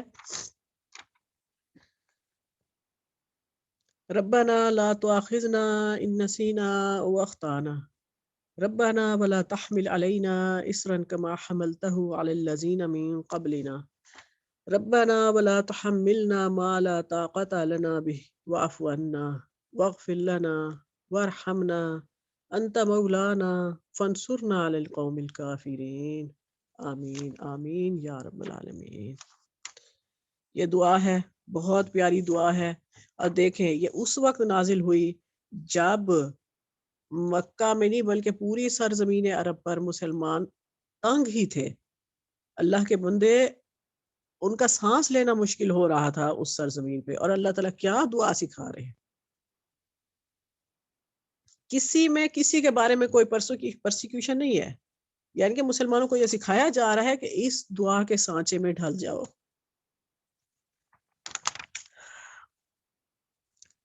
یا اللہ، کتنے بلند کردار لوگ تھے، اور کیسی تربیت ہوتی تھی، اور کیسے وہ اس کو اپنے اوپر لیتے تھے، یعنی کہ ان کی کس طرح اللہ تعالیٰ نے روحانی اور اخلاقی تربیت کی، کتنی خستہ حالی کے دور میں۔ یا اللہ ہمیں بھی ایسے لوگوں میں شامل کر، آمین آمین یا رب العالمین۔ آگے سورہ آل عمران شروع ہو رہی ہے، اور میرے خیال میں یہ ناز نے کرنا ہے۔ ناز انٹروڈکشن میں کر دوں سورہ کی؟ جی بھابھی۔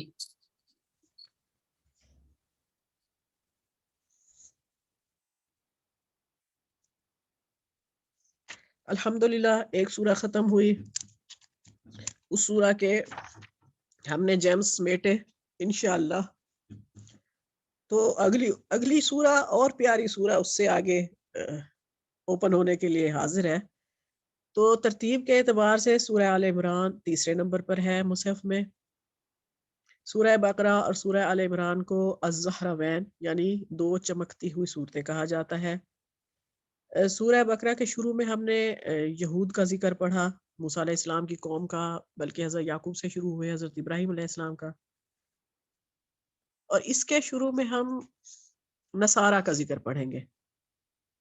اس میں آدھی سورہ امت مسلمہ پر تھی، یہ بھی آدھی سورہ امت مسلمہ کے بارے میں ہے۔ سورہ بقرہ میں ایمانیات پر تھا تذکرہ مسلم امہ کا، اس سورہ میں اسلام کا تذکرہ ہوگا۔ اور اس کی ایک خاص بات یہ ہے کہ یہ اتنی لمبی ساری سورہ ہے، لیکن اس میں آپ کو کوئی احکامات نہیں ملیں گے، نو ڈوز نو ڈونٹس، یعنی کہ کوئی ایسی بات نہیں ہے، احکامات ہیں ہی نہیں۔ ایک خاص بات اس سورہ کی یہ بھی ہے کہ اس میں بہت پیاری پیاری دعائیں ہیں، سورہ میں زیادہ دعائیں ہیں، اور اس کی جو پہلی آیت ہے یعنی کہ جیسے الف لام، یہ دونوں سورات حروف مقطعات سے شروع ہوئی ہیں، ان کو بہنیں بھی کہا جاتا ہے۔ یہ اس کی جو شروع کی آیت ہے اللہ لا الہ الا هو الحی القیوم، اس کے بارے میں یہ آتا ہے کہ یہ اسم اعظم ہے۔ ان کے پڑھنے کے بعد جیسے الف لام میم بھی کہیں، اور پھر یہ دوسری آیت بھی، تو جو دعا مانگے وہ دعا قبول ہوتی ہے۔ حق تو ہم ادا نہیں کر سکتے اس کی انٹروڈکشن کا، لیکن کیونکہ ٹائم شارٹ ہوتا ہے تو اس وجہ سے اتنی ہی میرے خیال میں انف ہے۔ ناز آپ اس کا ترجمہ وغیرہ شروع کریں۔ بسم اللہ الرحمن الرحیم۔ الف لام میم، جیسے بھابھی نے بھی بتایا کہ حروف مقطعات ہیں، ان کے پڑھنے کا اجر بھی ملتا ہے، مگر مفہوم اللہ اور اس کے رسول کے درمیان ایک راز ہے۔ اللہ وہ زندہ جاوید ہستی جو نظام کائنات کو سنبھالے ہوئے ہے، حقیقت اس کے سوا کوئی خدا نہیں، حقیقت میں اس کے سوا کوئی خدا نہیں۔ بے شک اس نے تم پر یہ کتاب نازل کی جو حق لے کر آئی، اور ان کتابوں کی تصدیق کر رہی ہے جو پہلے سے آئی ہوئی تھیں، یعنی قرآن حق کے ساتھ آیا ہے، اور اس کتاب ساری جو پچھلی کتابیں تھی تورات اور انجیل، ان سب کی تصدیق بھی کر رہی ہے۔ اس سے پہلے وہ انسانوں کی ہدایت کے لیے تورات اور انجیل نازل کر چکا ہے، اور اس نے وہ کسوٹی اتاری ہے جو حق اور باطل کا فرق دکھانے والی ہے، یعنی قرآن حکیم کی بات کی جا رہی ہے۔ اب جو لوگ اللہ کے فرامین کو قبول کرنے سے انکار کرے، ان کو یقیناً سخت سزا ملے گی۔ اللہ بے پناہ طاقت کا مالک ہے، وہ برائی کا بدلہ دینے والا ہے۔ زمین اور آسمان کی کوئی چیز اللہ سے پوشیدہ نہیں، یعنی کہ ساری کائنات میں جو کچھ ہے ان سب کو جاننے والا اللہ ہے. وہی تو ہے جو تمہاری ماؤں کے پیٹ اپنی تمہاری صورتیں جیسی چاہتا بناتا ہے. یعنی یہاں پر اشارہ جو ہے وہ ایک اللہ ہی پیدا فرماتا ہے. آگے موزانہ پیدائش مطلب عیسیٰ علیہ السلام کی بھی آئے گی، اس کی طرف بھی اشارہ ہے. یعنی کہ تخلیق کرنے والا کون ہے؟ صرف اللہ. اس زبردست حکمت والے کے سوا کوئی اور خدا نہیں ہے. وہی خدا ہے جس نے یہ کتاب تم پہ نازل کی ہے. اس کتاب میں 2 طرح کی آیات ہیں، ایک محکمات جو کتاب کی اصل بنیاد ہے، اور دوسری متشابہات. یعنی کہ 2 قسم کی آیت. محکمات معنی پختہ یا پروفاؤنڈ یا کلیئر کو کہتے ہیں. ٹھیک ہے، وہ آیات جس میں کوئی شبہ نہیں ہوتا. جیسے ہم کہتے ہیں کہ جیسے آیتوں میں واضح ہے کہ نماز قائم کرو، زکوٰۃ ادا کرو، ماں باپ کے ساتھ حسن سلوک کرو، مطلب ڈوز اینڈ ڈونٹ. اللہ کی ساری مطلب یہ سارے اس طرح کی باتیں، اللہ کا تعارف، آخرت کا بیان، یہ سب چیزیں محکمات میں آتی ہیں. اور مشتبہات مطلب وہ آیات جس میں کچھ شبہ ہو اور بات کلیئر نہ ہو. تو جیسے اللہ کی کرسی کیسی ہے، جیسی بھی ہے اس کی حقیقت سے ہمیں نہیں معلوم، لیکن ہمارا ایمان ہے. اور اصل حقیقت جنت کی اصل حقیقت کیا ہے ہمیں واضح نہیں ہے، مگر ہمارا ایمان کیا ہے کہ یہ سب اللہ کی طرف سے. تو ہمیں کیا کرنا چاہیے؟ محکمات اور متشابہات ایمان دونوں پہ رکھیں، لیکن ہمارا فوکس، اصل فوکس ہمارا صرف محکمات پہ رہنا چاہیے. جن کے دلوں میں ٹیڑھ ہے وہ فتنے کی تلاش میں ہمیشہ متشابہات کے پیچھے پڑے رہتے ہیں اور ان کو معنی پہنانے کی کوشش کیا کرتے ہیں، حالانکہ ان کا حقیقی مفہوم اللہ کے سوا کوئی نہیں جانتا. یعنی وہی بات آگے کہ جو بات اللہ اور اس کے رسول نے واضح نہیں کی ان کے پیچھے لگ جائیں گے اور من چاہیے اپنی طرف سے تعویلات نکالیں گے، غلط سلط باتوں کا مطلب نکال کر لوگوں کو بھی پریشان کرتے ہیں. ایسے لوگ اکثر ہمارے درمیان بھی موجود ہوتے ہیں. مطلب ان کے دلوں میں ٹیڑھ ہوتا ہے، کجی رہتی ہے ان کے، وہ ہدایت کے تابع ہی نہیں ہوتے، بحثیں کرتے ہیں. ان لوگوں کو کہا جا رہا ہے یہاں پر بخلاف اس کے کہ جو لوگ علم میں پختہ کار ہیں وہ کہتے ہیں کہ ہمارا ان پر ایمان ہے، یہ سب ہمارے رب کی طرف سے ہے. یعنی محکمات بھی رب کی طرف سے ہے اور متشابہات بھی رب کی طرف سے ہے، ہمارا اس پر پورا ایمان ہے. اور سچ یہ ہے کہ کسی چیز سے سبق صرف دانشمند لوگ ہی حاصل کرتے ہیں. یہاں دانشمند لوگ کسے کہا جا رہا ہے؟ دانشمند لوگ یعنی جو ہدایت کے تابع ہیں اور جو اللہ کی طرف سے جو بھی آیا ہے اس پر وہ پورا ایمان مطلب ایمان کامل کے طور پر یقین رکھتے ہیں. وہ اللہ سے دعا کرتے ہیں، بڑی خوبصورت دعا اس کے بعد آ رہی ہے، بڑی پیاری سی دعا ہے جو میں پڑھوں گی. ربنا لا تزغ قلوبنا بعد اذ ہدیتنا وہب لنا من لدنک رحمتا انک انت الوہاب. پروردگار جب تو ہمیں سیدھے راستے پر لگا چکا ہے تو پھر کہیں ہمارے دلوں کو کجی میں مبتلا نہ کر دیجیو، ہمیں اپنے خزانہ فیض سے رحمت عطا کر، تو ہی فیاض حقیقی ہے بے شک. یعنی کہ ہدایت پر مزید ہدایت کی ضرورت ہے ہمیں. یہ ہمیں دعا اسی وقت کرنی چاہیے کہ جب ہمیں ہدایت کی طلب ہو، اور یہ نہیں کہ صرف ہدایت پر رہنے کی دعا بھی کرنی چاہیے. یہ دعا ہمیں مانگنی چاہیے اس لیے. اور جب تک جنت میں داخلے تک کی ہمیں مطلب ہمیں نہیں پتا نا کہ ہمارے پاس کب ہدایت سے ہم ہٹ جائیں، تو جنت کی ہدایت تک ہمیں ہدایت کی ضرورت کی طلب رہے گی. تو یہ دعا ہم مانگتے رہیں. اور اللہ نے ہدایت کے حصول کے لیے جس طرح ہمیں قرآن کی محفلوں میں بٹھایا ہے تو اس کا بھی ہمیں شکر ادا کرنا چاہیے، اس کی قدر کرنی چاہیے. مزید اللہ سے اس کی توفیق بھی مانگے کہ اللہ تو نے تو ہمیں ہدایت دے دی، اب اس کے بعد ہمارے دلوں کو ٹیڑھا نہ کرنا. مطلب کتنے ہی لوگ ایسے مطلب آپ دیکھتے ہوں گے کہ دنیا کی محبت میں ڈوب کے گمراہ ہوئے ہیں، غلط سلط باتوں میں پڑھ کر، اور مطلب اپنی مرضی سے جو آپ نے متشابہات کے حوالے سے پڑھا، یہ اپنی مرضی سے سب کچھ نکال کے بیٹھے ہوئے ہیں. تو ہمیں اللہ سے دعا کرنا چاہیے کہ اللہ تعالیٰ ان غلطیوں سے اور گمراہیوں کی باتوں سے ہم سب کی حفاظت فرمائے. تو ہمیں ان چیزوں میں نہیں پڑھنا ہے. پروردگار تو یقیناً سب لوگوں کو ایک روز جمع کرنے والا ہے. یعنی کہ یہ قیامت کے یہ بھی دعا ہے، پروردگار تو یقیناً سب لوگوں کو ایک روز جمع کرنے والا ہے جس کے آنے میں کوئی شبہ نہیں. قیامت کے دن بھی قیامت کا دن کا ذکر کیا جا رہا ہے، اور تو ہرگز اپنے وعدے سے ٹلنے والا نہیں. اور آپ ایک بات یاد رکھیں کہ ہدایت دینا بھی اور گمراہ کرنا بھی، یہ سب کل اختیار اللہ کے پاس ہے. اس سے ہدایت بھی مانگنی ہے اور ہدایت پہ رہنے کی استقامت کی دعا بھی کرتے رہنے چاہیے ہمیں. اللہ تعالیٰ آگے ہمیں قیامت کے دن کا ذکر بھی بتا رہا ہے. اب جن لوگوں نے کفر کا رویہ اختیار کیا، کفر مانے انکار کر دینا، مطلب جانتے بوجھ انکار کر دینا، انہیں اللہ کے مقابلے میں نہ ان کا مال کچھ کام دے گا نہ اولاد، اور وہ دوزخ کا ایندھن بن کر رہیں گے. ان کا انجام ویسا ہی ہوگا جیسا فرعون کے ساتھیوں اور ان سے پہلے کے نافرمانوں کا ہو چکا ہے کہ انہوں نے آیات الہی کو جھٹلایا۔ نتیجہ یہ ہوا کہ اللہ نے ان کے گناہوں پر انہیں پکڑ لیا، اور حق یہ ہے کہ اللہ سخت سزا دینے والا ہے۔ بس اے محمد صلی اللہ علیہ وسلم، جن لوگوں نے تمہاری دعوت کو قبول کرنے سے انکار کر دیا، ان سے کہہ دو کہ قریب ہے وہ وقت جب تم مغلوب ہو جاؤ گے اور جہنم کی طرف ہانکے جاؤ گے، اور جہنم بڑا ہی برا ٹھکانہ ہے۔ یعنی یہاں پر وہ کفار و مشرکین جنہوں نے ہجرت پر مجبور کیا تھا، ان کے تعلق سے باتیں آ رہی ہیں۔ تمہارے لیے ان دو گروہوں میں ایک نشان عبرت ہے۔ اب یہاں پر بدر کی طرف اشارہ ہو رہا ہے، مطلب یعنی کہ بدر کی طرف اشارہ اس لیے بھی کیا جا رہا ہے کہ اس کا ذکر کر کے ایمان والوں کی دلجوئی بھی کی جا رہی ہے، اور کفار کے کیے گئے مطلب کفار کے لیے اس میں عبرت کا سامان بھی کیا جا رہا ہے۔ تمہارے لیے ان دو گروہوں میں ایک نشان عبرت تھا جو بدر میں ایک دوسرے سے نبرت آزما ہوئے۔ ایک گروہ اللہ کی راہ میں لڑ رہا تھا اور دوسرا گروہ کافر تھا۔ دیکھنے والے بچش میں سر دیکھ رہے تھے کہ کافر گروہ مومن گروہ سے دو چند ہے۔ یعنی یہ سب کو ہی معلوم ہے یہ جنگ بدر کا واقعہ کہ مسلمانوں کی تعداد انتہائی ایک تہائی کے برابر تھی، یعنی 313 کے مقابلے میں سامنے ان کا جو لشکر تھا، بلکہ نہتے بھی تھے اور بے سر و سامان بھی تھے، اور سامنے کفار کا لشکر ہزاروں کی تعداد میں تھا، کثیر التعداد تھی، ان کی بہترین اسلحہ رکھنے والی فوج تھی، اس کے مقابلے میں پھر بھی اللہ نے ان کو کامیابی دلائی۔ اور یہ سب چیزوں سے صاف معلوم ہوتا ہے کہ اس میں صرف اللہ کی مدد ان کو حاصل تھی۔ اللہ نے ان کو مطلب غلبہ عطا کیا، اور اتنی بڑی فوج کے سامنے اللہ نے انہیں کامیابی عطا کی۔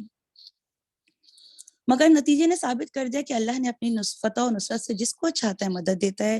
دیدہ بینا رکھنے والوں کے لیے اس میں بڑا سبق پوشیدہ ہے۔ مطلب اس سے صاف ظاہر ہوتا ہے کہ اللہ کی اگر مدد نہ ہوتی تو اتنے کم تعداد میں بھی اللہ تعالیٰ مسلمانوں کو فتح نہیں مل سکتی تھی۔ لوگوں کے لیے مرغوبات نفس، اب یہاں بتایا جا رہا ہے کہ دنیا میں اللہ تعالیٰ نے رنگینی تو رکھی ہے، سجاوٹ بھی رکھی ہے، لازمی بات ہے، لیکن اس میں کھونا جانا، آخرت کا معاملے کو یاد رکھنا ہے۔ اصل مقصد ہمارا کیا ہے؟ آخرت کا معاملہ۔ لوگوں کے لیے مرغوبات نفس، اور عورتیں، اولاد، سونے چاندی کے ڈھیر، چیدہ گھوڑے یعنی کہ اعلیٰ نسل کے گھوڑے جن کو کہتے ہیں، مویشی اور زرعی زمینیں بڑی خوشائند بنا دی گئی ہے، مگر یہ سب دنیا کی چند روزہ زندگی کے سامنے سامان ہے۔ حقیقت میں جو بہتر ٹھکانہ ہے وہ تو اللہ کے پاس ہے۔ ان سب چیزوں کو اللہ نے منع نہیں کیا۔ لازمی بات ہے کہ گھر بنانا، گھر گرستی کے معاملات چلانا، یہ سب ضرورت ہے، لیکن اس کو مقصد نہیں بنا دینا چاہیے، اس میں کھو نہیں جانا چاہیے۔ اگر آپ یہ دیکھیں کہ نکاح کریں تو بیوی بھی مطلب نیک بیوی ہے آپ کے پاس ہے، نیک شوہر ہے، پھر آپ وہ بھی ایک طرح سے نعمت ہے، اس کے بعد آپ اولاد کی بہترین تربیت کریں، یہ بھی صدقہ جاریہ ہے، پھر آپ اپنی جو اب مال ہے اس کو صحیح طریقے سے استعمال کریں، تو آپ ان سب چیزوں کو آخرت کے اصول کے لیے ذریعہ بنائیں۔ آپ اس کے اندر کھو نہ جائیں کہ صرف دنیا ہی سب کچھ ہے۔ کہو میں تمہیں بتاؤں کہ ان سے زیادہ اچھی چیز کیا ہے؟ جو لوگ تقویٰ کی روش اختیار کریں ان کے لیے ان کے رب کے پاس باغ ہیں جن کے نیچے نہریں بہتی ہوں گی، وہاں انہیں ہمیشگی کی زندگی حاصل ہوگی، پاکیزہ بیویاں ان کی رفیق ہوں گی، اور اللہ کی رضا سے وہ سرفراز ہوں گے۔ اللہ اپنے بندوں کے رویے پر گہری نظر رکھتا ہے۔ لازمی بات ہے، یہاں میں دعا کرنی چاہیے، اللہم انا نسألک جنت الفردوس، اے اللہ ہم تو اس سے جنت الفردوس کا سوال کرتے ہیں۔ لازم بات ہے جب نہروں کی اور اس کی جنت کی بات آئے تو کیوں نہ ہم اللہ سے دعا کریں اس چیز کی کہ ہم سب بھی جنت الفردوس کا اللہ سے سوال کریں، اللہ سے دعا کریں کہ اللہ تعالیٰ ہمیں بھی ان لوگوں میں شامل کرا۔ یہ وہ لوگ ہیں، لازم بات ہے یہ دعا وہی لوگ کرتے ہیں کہ جو اللہ کے مطلب تقویٰ کی روش اختیار کیے ہوئے ہوتے ہیں، اور یہ وہ لوگ ہیں جو کہتے ہیں کہ مالک ہم ایمان لائے، ہماری خطاؤں سے درگزر فرما اور ہمیں آتش دوزخ سے بچا لے۔ یعنی کہ یہ ہیں ایمان والے لوگ جو آخرت کی فکر مند میں دعا کرتے تھے، جنہیں صرف آخرت کا ہوتا کہ ہمیں آخرت میں ہمارے آخرت کیا ہوگی ہماری، تو وہ لوگ اللہ سے دعا کرتے تھے کہ ہمیں آتش دوزخ سے بچا لے۔ یہ لوگ صبر کرنے والے ہیں، راست باز ہیں، فرما بردار ہیں، فیاض یعنی خرچ کرنے والے ہیں، رات کی آخری گھڑیوں میں اللہ سے مغفرت کی دعائیں مانگا کرتے ہیں۔ آخری گھڑی یعنی کہ سحری کے وقت کا جو اوقات ہوتا ہے اس میں استغفار کرتے ہیں، اللہ سے دعائیں مانگتے ہیں۔ اللہ نے خود شہادت دی ہے کہ اس کے سوا کوئی خدا نہیں، اور یہی شہادت فرشتوں اور سب اہل علم نے بھی دی ہے۔ وہ انصاف پہ قائم ہے، اس زبردست حکیم کے سوا فی الواقع کوئی خدا نہیں۔ اللہ کے نزدیک صرف دین اسلام نہیں، دین صرف اسلام یعنی کہ اگر آپ دین کا صرف جامع ترجمہ اگر اردو میں دیکھیں تو یہ اس کا مطلب ہوتا ہے نظام۔ اس کو آپ انگریزی میں سسٹم بھی کہتے ہیں، کہ اسلام انگریزی زبان میں ایک ریلیجن کا نام نہیں ہے. بائی ڈیفالٹ ہماری زندگی میں چند انفرادی معاملات تک ہی یہ محدود ہو کے رہ گیا ہے. Islam is not just a religion. Islam اصل میں is a code of life, system of life, یعنی کہ ہمیں پورے کے پورے اسلام میں داخل ہونا چاہیے. آج کل آپ دیکھتے ہوں گے بلینڈڈ، مطلب یہ رکھ لو وہ چھوڑ دو، چوز اینڈ پک والا معاملہ رہ گیا ہے. یہاں چوز اینڈ پک نہیں ہے، ہمیں پورا اللہ کے اسلام کے پورے دائرہ اسلام میں داخل ہونا ہے. اپنی مرضی کا نہیں کہ یہ رکھ لیا، وہ نہ لیا، وہ کر لیا، وہ چھوڑ دیا. اللہ کے نزدیک دین اسلام، دین صرف اسلام ہے. اس دین سے ہٹ کر جو مختلف طریقے ان لوگوں نے اختیار کیے جنہیں کتاب دی گئی تھی، ان کے اس طرز عمل کی کوئی وجہ اس کے سوا نہ تھی کہ انہوں نے علم آ جانے کے بعد آپس میں ایک دوسرے پر زیادتی کرنے کے لیے ایسا کیا. یعنی کہ لازمی بات ہے وہ پھر حسد میں مبتلا ہو گئے تھے کہ ضد آ گئی تھی کہ ان کے پاس یہ سب کچھ کیوں ہے، ہمارے پاس کیوں نہیں ہے. تو وہ اس طرح، حالانکہ علم کے باوجود ان کے اندر یہ سب کچھ تھا. اور جو کوئی آگے آیت ہے، اور جو کوئی اللہ کے احکام و ہدایت کی اطاعت سے انکار کر دے گا، اللہ کو اس سے حساب لیتے کچھ دیر نہیں لگتی. اب آپ دیکھیں یہاں پہ بھی یہ بڑی پیاری ایک دعا ہے جو ہم اپنی دعاؤں میں ہمیشہ کرتے ہیں، اللہم حاسبنا حسابا یسیرا، اے اللہ ہم سب کے حساب کو آسان فرما. کہ مطلب اللہ کو اس سے حساب لیتے کچھ دیر نہیں لگے گی، تو تم کیوں انکار کرتے ہو اطاعت سے نا. اب اگر یہ لوگ تم سے جھگڑا کریں، یہاں پہ اللہ پاک نبی کریم صلی اللہ علیہ وسلم سے خطاب کر رہے ہیں کہ اب اگر یہ لوگ تم سے جھگڑا کرے تو ان سے کہو کہ میں نے اور میرے پیرووں نے تو اللہ کے آگے سر تسلیم خم کر دیا. مطلب میں نے اور میری، مطلب اس آیت کا مفہوم اس طرح ہے کہ میں نے اور میرے پیروی کرنے والے سب اللہ کے آگے جھک گئے. تو پھر اہل کتاب اور غیر اہل کتاب، یعنی کہ اہل کتاب اور عربوں سے کہہ رہے ہیں مخاطبوں کے، اور غیر اہل کتاب دونوں سے پوچھو کیا تم نے بھی اس کی اطاعت و بندگی قبول کی؟ اگر کی تو وہ راہ راست پا گئے، اور اگر اس سے منہ موڑا تو تم پر صرف پیغام پہنچا دینے کی ذمہ داری تھی. آگے اللہ خود اپنے بندوں کے معاملات دیکھنے والا ہے. جزاکم اللہ خیر.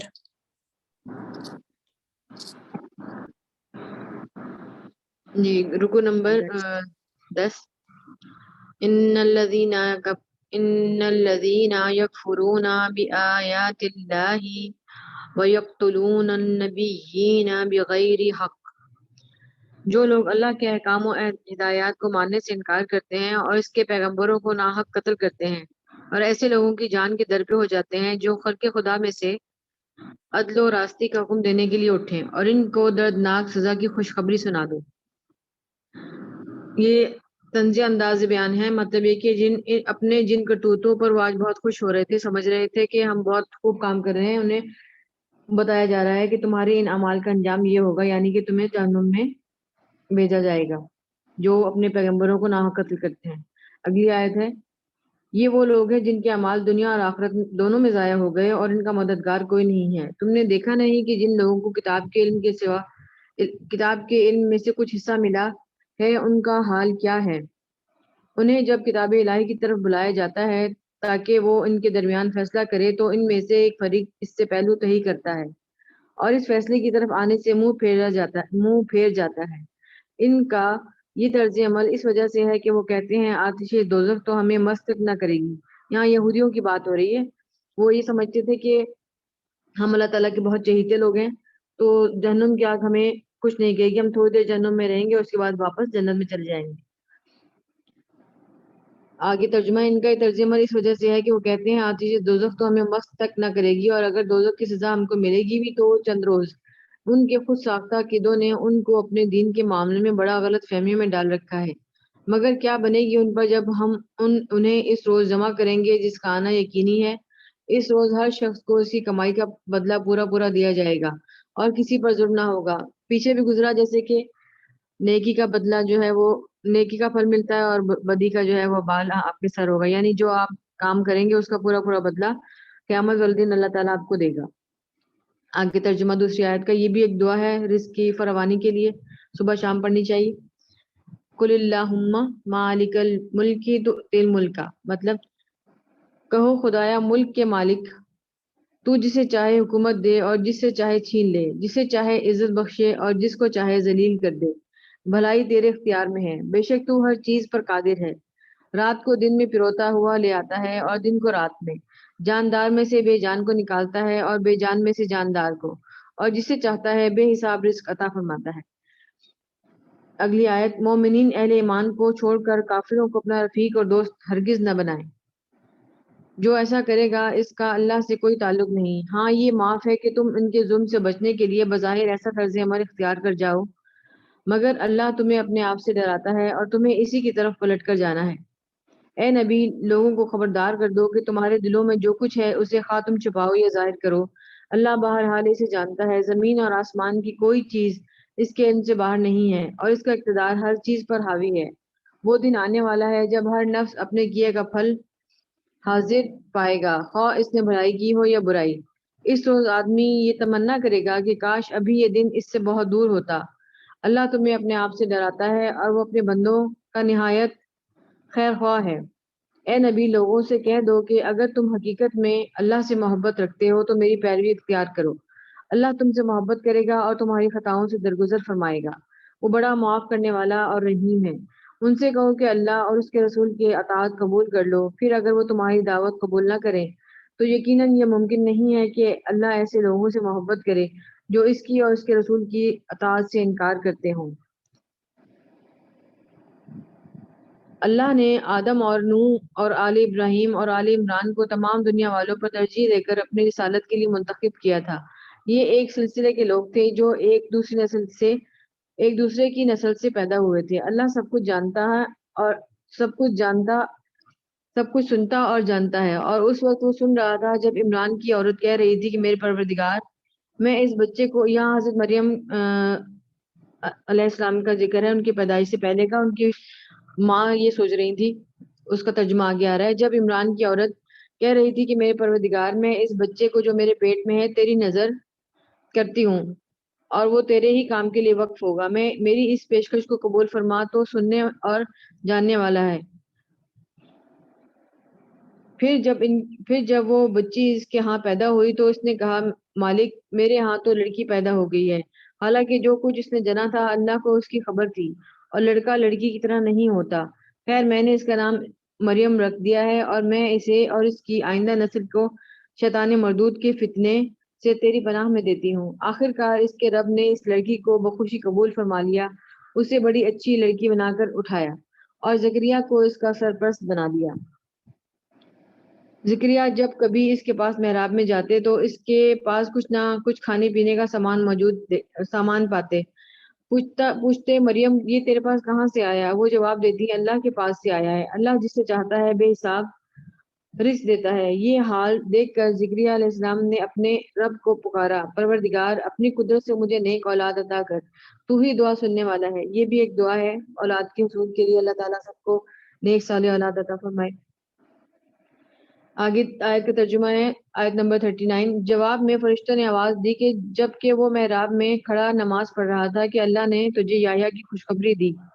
اللہ تجھے یحییٰ کی خوشخبری دیتا ہے، وہ اللہ کی طرف سے ایک فرمان کی تصدیق کرنے والا بن کر آئے گا۔ اس میں سرداری اور بزرگی کی شان ہوگی، کمال درجے کا ضبط ہوگا، نبوت سے سرفراز ہوگا اور صالحین میں سے شمار کیا جائے گا۔ زکریا نے کہا، پروردگار، بھلا میرے ہاں لڑکا کہاں سے ہوگا؟ میں تو بہت بوڑھا ہو چکا ہوں اور میری بیوی بانجھ ہے۔ جواب ملا، ایسا ہی ہوگا، اللہ جو چاہتا ہے کرتا ہے۔ عرض کیا، مالک، پھر کوئی نشانی میرے لیے مقرر فرما دے۔ کہا، نشانی یہ ہے کہ تم 3 دن تک لوگوں سے اشارے کے سوا کوئی بات چیت نہ کرو گے یا نہ کر سکو گے۔ اس دوران میں اپنے رب کو بہت یاد کرنا اور صبح شام اس کی تسبیح کرتے رہنا۔ جزاک اللہ۔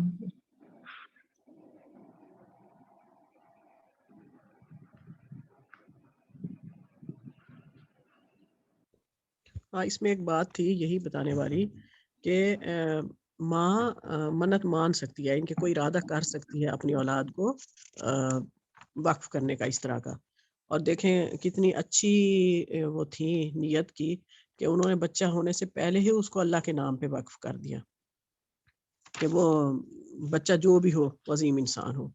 اور یہ بے موسم پھل جو دیکھے حضرت زکریا علیہ السلام نے، تو ان کے کیونکہ اولاد نہیں تھی تو انہوں نے یہ سوچا کہ اللہ تعالیٰ اگر بے موسم کے پھل انہیں دے سکتا ہے کھانے کے لیے تو مجھے بڑھاپے میں اولاد کیوں نہیں دے سکتا۔ تو یہ سوچ کے انہوں نے پھر دعا مانگی۔ اچھا یہ آگے تھا کہ یہ اللہ کے ایک فرمان کی تصدیق کرنے والا ہوگا، کیونکہ اللہ کے فرمان سے مراد حضرت عیسیٰ علیہ السلام ہے، کیونکہ ان کی پیدائش اللہ کے غیر معمولی فرمان کی وجہ سے ہوئی تھی، اس لیے ان کو کلمات اللہ من اللہ کہتے ہیں، کلمات اللہ یا کلمات من اللہ۔ اور کمال درجے کا ضابط ہوگا، یعنی کہ عورتوں سے اس کا کوئی تعلق نہیں ہوگا۔ یہ پہلے ہی اللہ تعالیٰ نے حضرت عیسیٰ علیہ السلام کی کوالٹی بتا دی تھی، یعنی کہ نفس پر ان کا اتنا کنٹرول ہوگا۔ خیر آگے کریں جس کا ہے۔ آگے ہے رکوع نمبر 13 آیت نمبر 42۔ اور جب فرشتوں نے مریم سے کہا کہ مریم خدا نے تم کو برگزیدہ کیا ہے اور پاک بنایا ہے اور جہان کی عورتوں میں منتخب کیا ہے، مریم اپنے پروردگار کی فرما برداری کرنا اور سجدہ کرنا اور رکوع کرنے والوں کے ساتھ رکوع کرنا۔ اے محمد صلی اللہ علیہ وسلم، یہ باتیں اخبار غیب میں سے ہیں اور جو ہم تمہارے پاس بھیجتے ہیں۔ اور جب وہ لوگ اپنے قلم ڈال رہے تھے کہ مریم کا متفل کون بنے تو تم ان کے پاس موجود نہیں تھے اور نہ ہی ان کے پاس تھے جب وہ آپس میں جھگڑ رہے تھے۔ اس میں اللہ تعالیٰ نے فرمایا ہے کہ مریم کو دنیا کی ساری عورتوں میں سے مریم بنت عمران کو جو ہے فضیلت حاصل ہے۔ صحیح حدیث شریف میں ہے کہ 4 عورتیں، اس میں مریم بنت عمران، خدیجہ بنت حویل، فاطمہ بنت محمد اور آسیہ فرعون کی بیوی کو دنیا کی تمام عورتوں میں سے افضل اور بہتر ہے، ان کو فضیلت حاصل ہے۔ اور حضرت عائشہ کو ان تمام عورتوں کو فضیلت حاصل ہے، جیسے کہ سریب یعنی گوشت کے شعبے میں بھگوئی روٹی کو تمام کھانوں پر۔ رسول صلی اللہ علیہ وسلم نے فرمایا، جتنی عورتیں اونٹ پر سوار ہونے والی ہیں ان میں سے بہتر عورتیں قریش کی ہیں، جو اپنے چھوٹے بچوں پر بہت ہی شفقت اور پیار کرنے والی ہیں اور اپنے خاوند کی چیزوں کی پوری حفاظت کرنے والی ہیں۔ حضرت مریم علیہ السلام نماز میں اتنا لمبا قیام کیا کرتی تھی کہ دونوں ٹخنوں پر ورم آ جاتا تھا، اور رکوع اتنے لمبے نماز میں کیا کرتی تھیں کہ ان کے پیروں میں جو ہے پانی جو ہے زرد پانی اتر آتا تھا۔ تو اللہ تعالیٰ فرماتے ہیں کہ اے نبی صلی اللہ علیہ وسلم، یہ اہم خبریں ہیں، ان باتوں کا علم تمہیں میری وحی کی وجہ سے ہوا ہے، ورنہ تم ان کے پاس تھوڑی موجود تھے اور ان واقعات کی خبر لوگوں کو پہنچاتے ہیں، لیکن اپنی وحی سے ہم نے ان واقعات کو اس طرح آپ پر کھول دیا ہے گویا آپ اس وقت خود وہاں پر موجود ہوں۔ اور جب حضرت مریم کی پرورش کے بارے میں ہر ایک دوسرے پر سبقت کرنا چاہتا تھا اور سب کی چاہت تھی کہ اس دولت سے مالا مال ہو جاؤں اور یہ اجر مجھے ملے، تو سب نے اپنی کلمیں ڈالی جس سے وہ تورات لکھتے تھے قرآن اندازی کے لیے، تو پورا حضرت زکریا کے نام نکلا، اور یہی سعادت سے مشرف ہے جو کہ حضرت مریم کے خالو بھی تھے۔ آگے ہے آیت نمبر 45 سے 47۔ اور وہ وقت بھی یاد کرنے کے لائق ہے جب فرشتوں نے مریم سے کہا کہ مریم، خدا تم کو اپنی طرف سے ایک فیض کی بشارت دیتا ہے جس کا نام مسیح عیسیٰ ابن مریم ہوگا، اور جو دنیا اور آخرت میں باابرو اور ہاتھوں میں سے ہوگا، اور ماں کی گود میں اور بڑی عمر کا ہو کر دونوں حالتوں میں لوگوں سے گفتگو کرے گا اور نیکوکاروں میں سے ہوگا۔ مریم نے کہا، پروردگار، میرے ہاں بچہ کیوں کر ہوگا کہ کسی انسان نے مجھے آج تک ہاتھ نہیں لگایا۔ فرمایا کہ خدا اسی طرح جو چاہتا ہے پیدا کرتا ہے، اور جب وہ کوئی کام کرنا چاہتا ہے تو ارشاد فرما دیتا ہے کہ ہو جا، تو وہ ہو جاتا ہے۔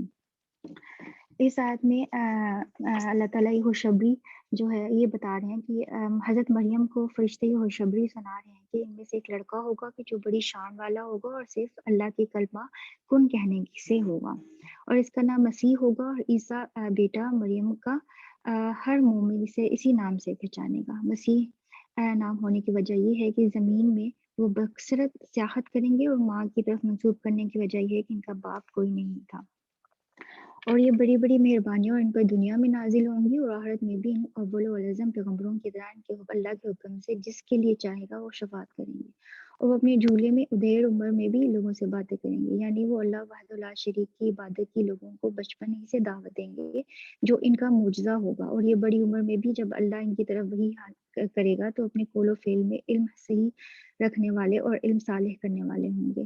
حضرت مریم اس بشارت کو سن کر اپنی مناجات میں کہنے لگی اور اللہ مجھے بچہ کیسے ہوگا، میں نے تو نکاح نہیں کیا اور نہ ہی میرا نکاح کا ارادہ ہے اور نہ میں ایسی بدکار عورت ہوں۔ ماشاءاللہ اللہ تعالیٰ نے اللہ تعالیٰ کی طرف سے فرشتے نے جواب دیا کہ اللہ کا امر بہت بڑا ہے، اسے کوئی چیز عاجز نہیں کر سکتی، وہ جو چاہے پیدا کر دے۔ اور فرمایا وہ جس کسی کام کو جب کبھی کرنا چاہتا ہے تو صرف اتنا فرما دیتا ہے کہ بس ہو جا کن، اور بس یہی ہو جاتا ہے۔ آگے آیت نمبر 48 سے 51 تک۔ اور وہ انہیں پڑھنا لکھنا دانائی اور تورات اور انجیل سکھائے گا اور بنی اسرائیل کی طرف پیغمبر کہ میں تمہارے پروردگار کی طرف سے نشانی لے کر آیا ہوں، اور یہ کہ تمہارے سامنے مٹی کی مورت بشکل پرند بناتا ہوں اور پھر اس میں ایک پھونک مارتا ہوں تو وہ خدا کے حکم سے سچ مچ جانور ہو جاتا ہے، اور اندھے اور ابرص کو تندرست کر دیتا ہوں، اور اللہ کے حکم سے مردے میں جان ڈال دیتا ہوں، اور جو کچھ تم کھا کر آتے ہو اپنے گھروں میں جمع کر رکھتے ہو سب تم کو بتا دیتا ہوں، اور اگر تم صاحب ایمان ہو تو ان باتوں میں اور تمہارے لیے قدرت خدا کی نشانی ہے، اور جو مجھ سے پہلے تورات نازل ہوئی تھی اس کی تصدیق بھی کرتا ہوں، اور میں اس لیے بھی آیا ہوں کہ بعض چیزیں جو تم پر حرام تھی ان کو تمہارے لیے حلال کر دوں، اور میں تو تمہارے پروردگار کی طرف سے نشانی لے کر آیا ہوں، تو خدا سے ڈرو اور میرا کہنا مانو۔ اس آیت میں اللہ تعالیٰ فرماتے ہیں کہ فرشتے حضرت مریم سے کہتے ہیں کہ تیرے جو ہے اس لڑکے سے کا نام جو ہے حضرت عیسیٰ علیہ السلام ہوگا، اور جو کہ پروردگار کو پڑھنا لکھنا اور سکھائیں گے اور حکمت سکھائیں گے، اور اسے تورات سکھائیں گے جو حضرت موسیٰ بن عمران پر اتری تھی، اور انجیل سکھائے گا جو حضرت عیسیٰ کی پر اتری۔ چنانچہ آپ کو یہ دونوں کتابیں حفظ تھیں، انہیں بنی اسرائیل کی طرف اپنا رسول بنا کر بھیجے گا، اور اس بات کو کہنے کے لیے کہ میرا یہ معجزہ دیکھو کہ مٹی کا پرندہ بنایا ہے، اور اس نے پھونک مارتے ہوئے سچ مچ کا جیتا جاگتا پرند بن کر سب کے سامنے اڑنے لگا۔ یہ اللہ کے حکم سے ان کی زبان سے نکلے ہوئے الفاظ کے سبب تھا۔ حضرت عیسیٰ کی اپنی قدرت سے نہیں، یہ ایک معجزہ تھا جو آپ کی نبوت کا نشان تھا۔ اکما اس اندر کو کہتے ہیں جسے دن کے وقت دکھائی نہ دے اور رات کو دکھائی دے، اور جو ماں کے پیٹ میں بالکل اندھا پیدا ہو، کیونکہ اس میں معجزے کا کمال یہی ہے کہ مخالفین کو عاجز کرنے کے لیے اس کی صورتوں سے اعلیٰ ہے کہ اور اللہ جو اس کو پھونک مارتے تھے آپ وہ حضرت عیسیٰ علیہ السلام اس کو جو ہے اللہ کے حکم سے ان کو شفا یاب کر دیتے تھے۔ علماء کا قول ہے کہ ہر زمانے میں نبی کو اس زمانے والوں کی مناسبت سے خاص معجزات اللہ نے عطا فرمائی ہیں۔ حضرت موسیٰ علیہ السلام کے زمانے میں جادو کا بہت چرچا تھا اور جادوگروں کی بہت بڑی قدر تعظیم تھی، تو اللہ تعالیٰ نے آپ کو وہ معجزہ دیا جس سے تمام جادوگروں کی آنکھیں کھلی رہ گئیں اور ان پر حیرت طاری ہو گئی، ان کی گردنیں جھک گئیں اور یہ لخت حلقۂ بگوش اسلام ہو گئے۔ اور حضرت عیسیٰ علیہ السلام کے زمانے میں طبیبوں حکیموں کا دورہ تھا، کامل طباء اور ماہر حکیم علم طب کے پورے عالم و لاجواب کا کامل فن استاد موجود تھے، بس آپ کو وہ معجزے دی گئے جس سے وہ سب عاجز تھے۔ مہلک بیماری کو کوڑیوں کو اس مہلک بیماری سے اچھا کر دینا، اتنا ہی کہ جو جمادات جو بے جان چیز ہے اس میں روح ڈال دینا اور قبروں سے مردوں کو زندہ کر دینا، یہ کسی کے بس کی بات نہیں تھی، صرف اللہ سبحانہ کے حکم سے بطور معجزہ یہ ثابت ہوئی۔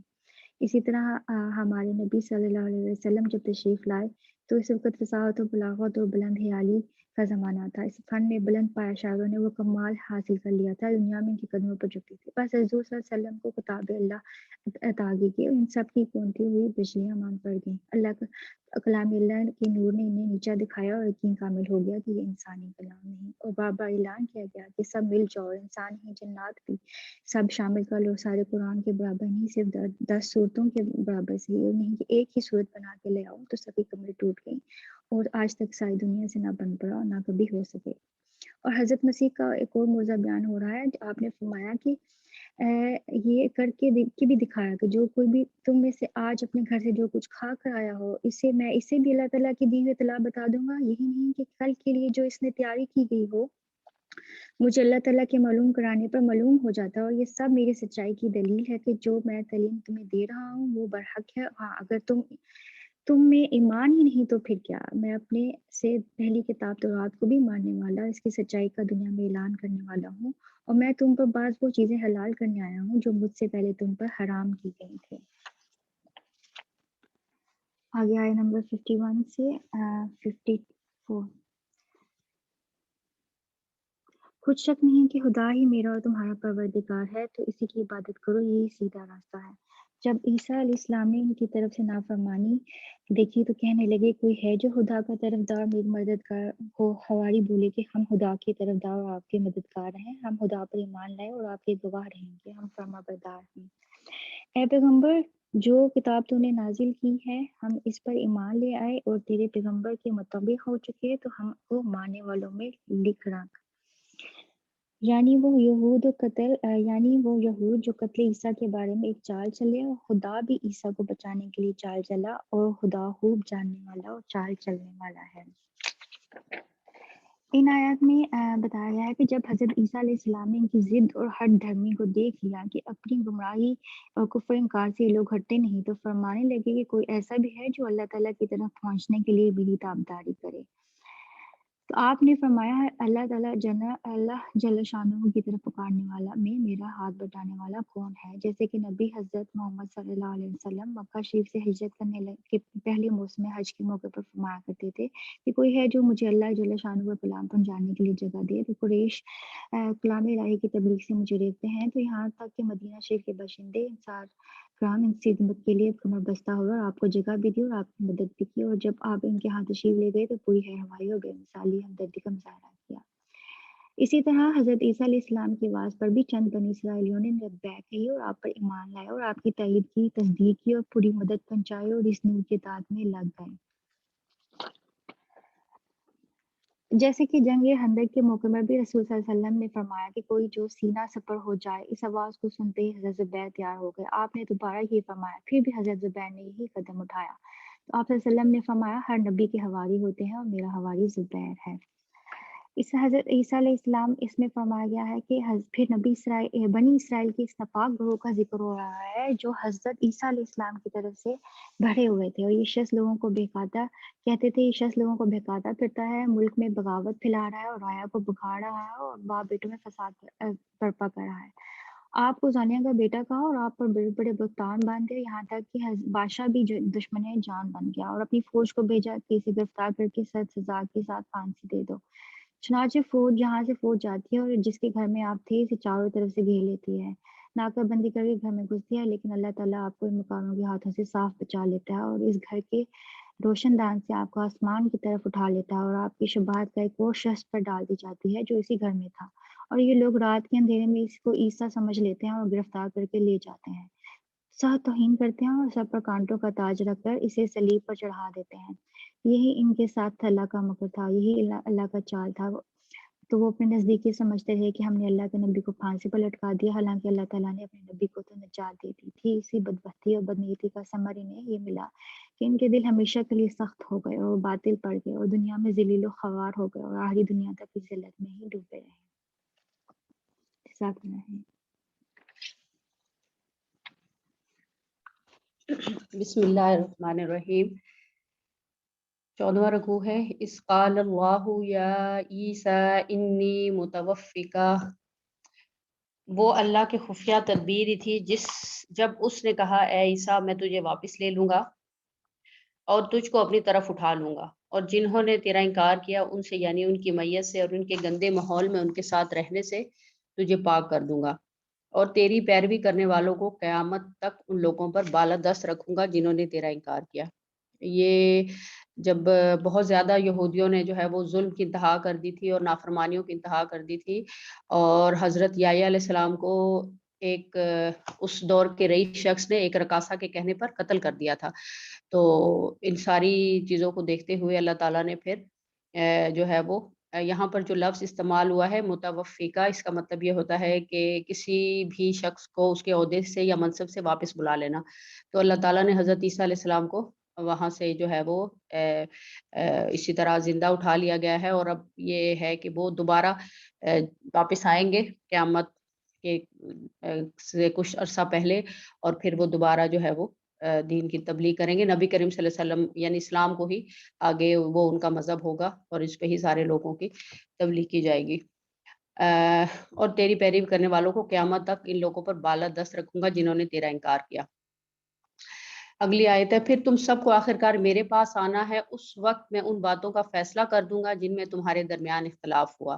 جن لوگوں نے کفر و انکار کی روش اختیار کی انہیں دنیا اور آخرت دونوں میں سزا دوں گا اور وہ کوئی مددگار نہ پائیں گے۔ اور جنہوں نے ایمان اور نیک عملی کا رویہ اختیار کیا انہیں ان کے پورے پورے اجر دیے جائیں گے، اور خوب جان لو کہ ظالموں سے اللہ ہرگز محبت نہیں کرتا۔ یہ آیات اور حکمت سے لبریز تذکرے ہیں جو ہم تمہیں سنا رہے ہیں، اور اللہ کے نزدیک عیسیٰ کی مثال آدم کی سی ہے۔ اللہ نے اسے مٹی سے پیدا کیا اور حکم دیا کہ ہو جا، اور وہ ہو گیا۔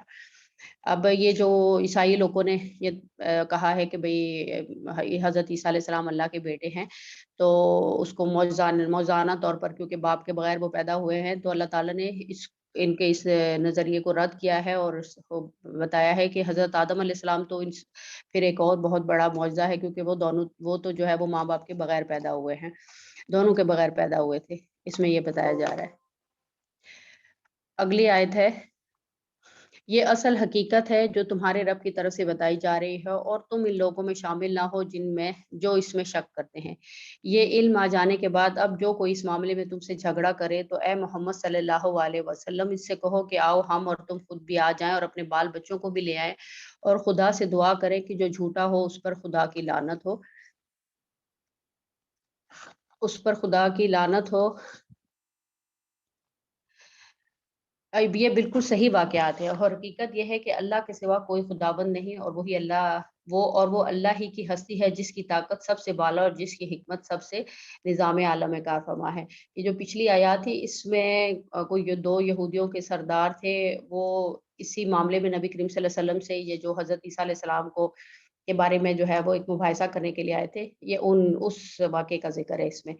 بس اگر یہ لوگ اس شرط پر مقابلہ میں آنے سے منہ موڑے تو ان کا مفسد ہونا صاف صاف کھل جائے گا، اور اللہ تو مفسدوں کے حال سے واقف ہی ہے۔ باقی بعد میں پھر یہ مذاکرہ نہیں ہوا تھا اور وہ لوگ خود بخود پیچھے ہٹ گئے تھے۔ اگلا رکوع شروع ہو رہا ہے، کہو اے اہل کتاب، آؤ ایک ایسی بات کی طرف جو ہمارے اور تمہارے درمیان یکساں ہے، یہ کہ ہم اللہ کے سوا کسی کی بندگی نہ کریں اور اس کے ساتھ کسی کو شریک نہ ٹھہرائیں، اور ہم میں سے کوئی اللہ کے سوا کسی کو اپنا رب نہ بنا لے۔ اس دعوت کو قبول کرنے سے اگر وہ منہ موڑیں تو صاف کہہ دو کہ گواہ رہو ہم تو مسلم صرف خدا کی بندگی اور اطاعت کرنے والے ہیں۔ اگلی آیت ہے، اے اہل کتاب، تم ابراہیم کے بارے میں ہم سے کیوں جھگڑا کرتے ہو؟ توریت اور انجیل تو ابراہیم ہی کے بعد ہی نازل ہوئی ہیں، پھر کیا تم اتنی بھی بات نہیں سمجھتے؟ یہ جو ہے بہت سارے جو دعوے دار تھے، یہودی بھی، نصاری مشرکین اور مسلمان، سبھی یہ دعویٰ کرتے تھے کہ بھئی ہم لوگ ملت ابراہیمی سے ہیں، اور اس بات پہ ان کا جھگڑا بھی رہتا تھا۔ تو یہ بتایا جا رہا ہے کہ توریت اور انجیل تو نبی حضرت ابراہیم علیہ السلام کے کافی سال کے بعد نازل ہوئی ہیں، اور اصل حقیقت یہی ہے کہ حضرت ابراہیم علیہ السلام کا دین وہی تھا جو نبی کریم صلی اللہ علیہ وسلم کا ہے۔ پھر کیا تم اتنی بات بھی نہیں سمجھتے؟ تم لوگ جن چیزوں کا علم رکھتے ہو ان میں تو خوب بحثیں کر چکے، اب ان معاملات میں کیوں بحث کرنے چلے ہو جن کا تمہارے پاس کچھ علم نہیں؟ اللہ جانتا ہے، تم نہیں جانتے۔ ابراہیم نہ یہودی تھا نہ عیسائی، بلکہ تو وہ ایک مسلم یکسو تھا، اور وہ ہرگز مشرکوں میں سے نہ تھا۔ ابراہیم سے نسبت رکھنے والوں کا سب سے زیادہ حق اگر کسی کو پہنچتا ہے تو ان لوگوں کو پہنچتا ہے جنہوں نے اس کی پیروی کی، یعنی یہ امت مسلمہ کے بارے میں کہا جا رہا ہے، اور اب یہ نبی اور اس کے ماننے والے اسی نسبت کے زیادہ حقدار ہیں۔ اللہ صرف انہی کا حامی و مددگار ہے جو ایمان رکھتے ہیں۔ بے شک اے ایمان والو، اہل کتاب میں سے ایک گروہ چاہتا ہے کہ کسی طرح تمہیں رائے راست سے ہٹا دے، حالانکہ در حقیقت وہ اپنے سوا کسی کو گمراہی میں نہیں ڈال رہے، مگر انہیں اس کا شعور نہیں۔ اے اہل کتاب، کیوں اللہ کے آیات کا انکار کرتے ہو حالانکہ تم ان کا خود مشاہدہ کر رہے ہو؟ یہاں پر جو ہے وہ حنیف کا لفظ استعمال ہوا ہے آیت میں، تو اس سے مراد یہ شخص ہوتی ہے کہ جو ہر طرف سے ہر چیز سے رخ پھیر کر جو ہے وہ اپنا ایک خاص راستہ اختیار کر لے، اور یہ یہاں اس سے مراد جو ہے وہ مسلم ہے۔ اگلی آیت ہے، اے اہل کتاب، کیوں تم حق کو باطل کا رنگ چڑھا کر مشتبہ بناتے ہو، کیوں جانتے بوجھتے حق کو چھپاتے ہو؟ رکوع ختم ہو رہا ہے، جزاک اللہ خیر۔ آیت نمبر 72، وقالت طائفة من أهل الكتاب آمنوا بالذي أنزل على الذين آمنوا، اور اہل کتاب کی ایک جماعت نے کہا کہ جو کچھ ایمان لانے والوں پر اتارا گیا ہے اس پر دن چڑھے تو ایمان لے آؤ، اور شام کے وقت کافر بن جاؤ تاکہ یہ لوگ بھی پلٹ جائیں۔ ان آیتوں میں یہودیوں کے بارے میں یہ ذکر ہے کہ وہ مسلمانوں کو گمراہ کرتے تھے، مدینہ کے اندر یہودیوں نے یہ طے کیا ہوا تھا کہ وہ آپس میں کہ صبح میں ہم مسلمان ہو جائیں گے اور ان میں شامل ہو جائیں گے مسلمانوں میں، اور شام کو کافر ہو جائیں گے، تاکہ ہم مسلمانوں کے دل میں بھی یہ وسوسہ ڈال سکیں کہ دین اسلام جو ہے وہ صحیح نہیں ہے، اور ان کے دلوں میں یہ وسوسہ اور یہ شک پیدا ہو جائے کہ صبح میں تو یہ مسلمان تھے، یہ شام کو کیوں واپس دوبارہ اپنے دین میں چلے گئے۔ تو اس طرح جو ہے ممکن ہے کہ اسلام میں ان کے دل میں یہ شک ہو کہ اسلام میں ہو سکتا ہے کچھ جو ہے وہ عیوب ہوں، کچھ خامیاں ہوں، جس کی وجہ سے یہ لوگ پلٹ گئے ہیں۔ تو مسلمانوں کے دلوں میں شک ڈالنے کی کوشش کی جا رہی تھی۔ اور سوائے تمہارے دین پر چلنے والوں کے اور کسی کا یقین نہ کرو، آپ کہہ دیجئے کہ بے شک ہدایت تو اللہ ہی کی ہدایت ہے۔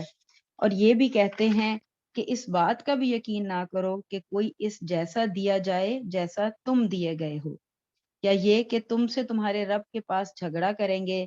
آپ کہہ دیجئے گے کہ فضل تو اللہ تعالیٰ ہی کے ہاتھ میں ہے، وہ جسے چاہے اسے دے، اللہ تعالیٰ وسعت والا اور جاننے والا ہے۔ یہاں پہ یہ جو بات ہو رہی ہے کہ یہ بھی کہتے ہیں کہ اس بات کا بھی یقین نہ کرو کہ کوئی اس جیسا دیا جائے جیسا تم دیے گئے ہو، یعنی کہ جو یہودی تھے ان کے جو علماء تھے وہ اپنے یہودی لوگوں سے یہی کہتے تھے کہ تم نے اس چیز پر بلیو کرنا کہ جو تمہیں ملا وہی سب سے بیسٹ ہے، ایسا اور جو ہے وہ کسی اور بات کو تسلیم نہیں کرنا، کہ یہودیت کے سوا کوئی اور دین بھی حق ہو سکتا ہے، اس بات کو تسلیم نہیں کرنا۔ وہ اپنی رحمت کے ساتھ جسے چاہے مخصوص کر لے، اور اللہ تعالیٰ بڑے فضل والا ہے۔ آیت نمبر 75، بعض اہل کتاب تو ایسے ہیں کہ اگر انہیں تو خزانے کا امین بنا دے تو بھی وہ تجھے واپس کر دیں، اگر ان میں سے بعض ایسے بھی ہیں کہ اگر تو انہیں 1 دینار بھی امانت دے دے تو تجھے ادا نہ کریں، ہاں یہ اور بات ہے کہ تو ان کے سر پر ہی کھڑا رہے، یہ اس لیے کہ انہوں نے کہہ رکھا ہے کہ ہم پر ان جاہلوں کے حق کا کوئی گناہ نہیں، یہ لوگ باوجود جاننے کے اللہ پر جھوٹ کہتے ہیں۔ ان آیات میں بھی یہ ہے کہ اہل کتاب یعنی کہ یہود اور نصارہ دونوں کی بات ہو رہی ہے، کیونکہ اس سورہ میں دونوں سے خطاب ہے، کہ ان میں سے کچھ لوگ واقعی بہت اچھے ہیں کہ اگر ان کو کوئی امانت دی جائے تو وہ اس کا پاس رکھتے ہیں، لیکن کچھ لوگ اس کے اپوزٹ بھی ہیں، یعنی کہ اس کا مطلب یہ ہے کہ اس فرقے میں یہودوں اور نصارہ میں بھی اچھے لوگ موجود ہیں، اور بلکہ اچھا، اور یہ بات کہ تو ان کے سر پہ کھڑا ہو جائے، اور کچھ ایسے بھی ہیں کہ اگر آپ ان کو امانت دیں تو وہ آپ کو واپس نہیں کریں گے یہاں تک کہ آپ ان کے سر پہ کھڑے رہیں اور ان سے لیں۔ اور یہ کہتے ہیں کہ ان کا حق، یہ جو آخر میں بات ہے نا کہ ان کا کوئی حق کوئی گناہ نہیں، کہ جاہلوں کا حق کا کوئی گناہ نہیں، یہ لوگ باوجود جانتے، یہ لوگ یہ سمجھتے تھے کہ اگر ہم مشرکین مکہ سے جھوٹ بولیں گے یا ان کی امانتوں میں خیانت کریں گے تو اس کا ہم پر کوئی وبال نہیں ہوگا، لیکن اللہ تعالیٰ فرما رہے ہیں کہ یہ اللہ تعالیٰ پر جھوٹ باندھتے ہیں، اللہ تعالیٰ کسی کا مال ہڑپ کرنے کی اجازت نہیں دیتا۔ آیت نمبر 76، کیوں نہیں مواخذہ ہوگا، البتہ جو شخص اپنا قرار پورا کرے اور پرہیزگاری کرے تو اللہ تعالیٰ بھی ایسے پرہیزگاروں سے محبت کرتا ہے۔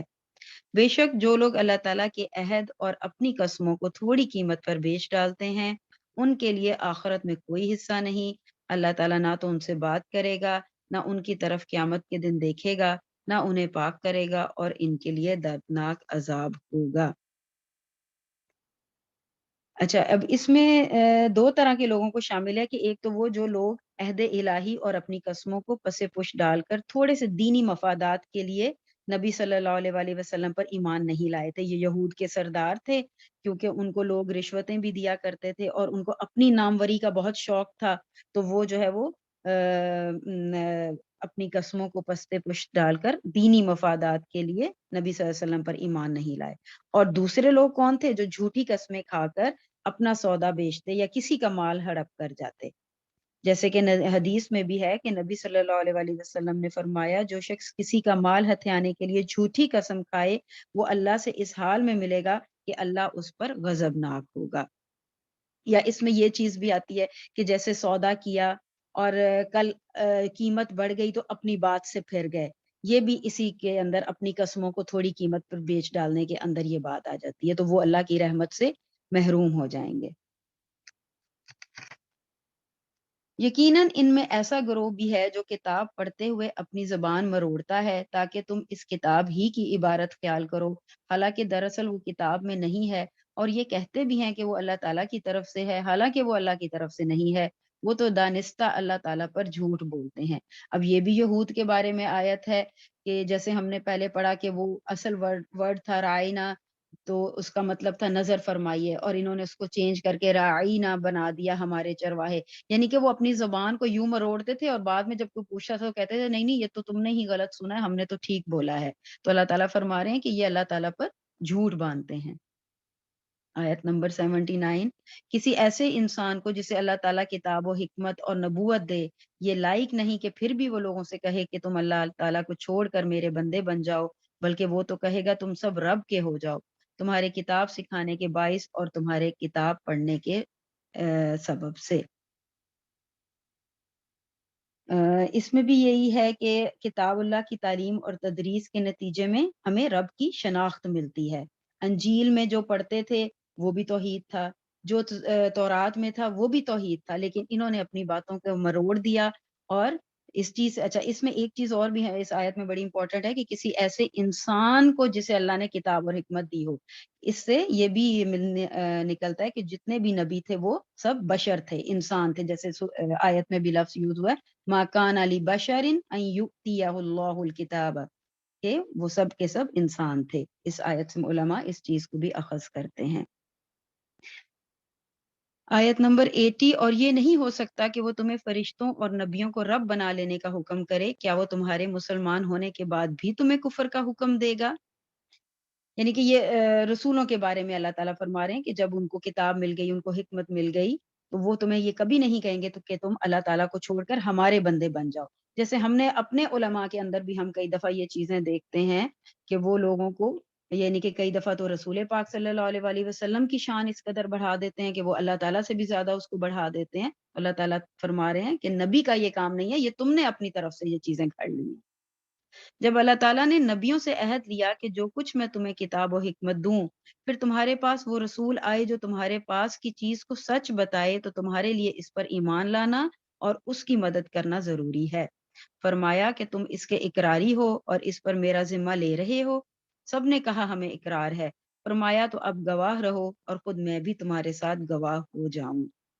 یعنی کہ ہر نبی نے یہ وعدہ لیا کہ اس کی زندگی اور دور نبوت میں اگر کوئی دوسرا نبی آ جاتا ہے تو اس پر ایمان لانا اور اس کی مدد کرنا ضروری ہوگا۔ یعنی کہ یہ اللہ تعالیٰ نے اپنے نبیوں سے وعدہ لیا تھا، جیسے یحییٰ علیہ السلام کی نبوت شروع تھی اور ان کی زندگی میں ہی عیسیٰ علیہ السلام آ گئے تھے، تو یحییٰ علیہ السلام نے فوراً ان کو جو ہے تسلیم کیا۔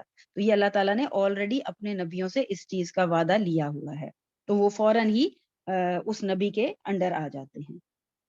بس اس کے بعد بھی جو پلٹ جائیں وہ یقیناً پورے نافرمان ہیں۔ کیا وہ اللہ تعالیٰ کے دین کے سوا کسی اور دین کی تلاش میں ہیں؟ حالانکہ تمام آسمان والے اور سب زمین والے اللہ تعالیٰ ہی کے فرما بردار ہیں، خوشی سے ہوں یا ناخوشی سے سب اسی کی طرف لوٹائے جائیں گے۔ آپ کہہ دیجئے کہ ہم اللہ تعالیٰ پر اور جو کچھ ہم پر اتارا گیا ہے اور جو کچھ ابراہیم علیہ السلام پر، اسماعیل علیہ السلام پر، اسحاق، یعقوب اور اولاد یعقوب علیہ السلام پر، اور جو کچھ موسیٰ اور عیسیٰ علیہ السلام اور دوسرے انبیاء پر اللہ کی طرف سے دیے گئے ہیں، ان سب پر ایمان لائے۔ ہم ان میں سے کسی کے درمیان فرق نہیں کرتے اور ہم اللہ تعالیٰ کے فرما بردار ہیں۔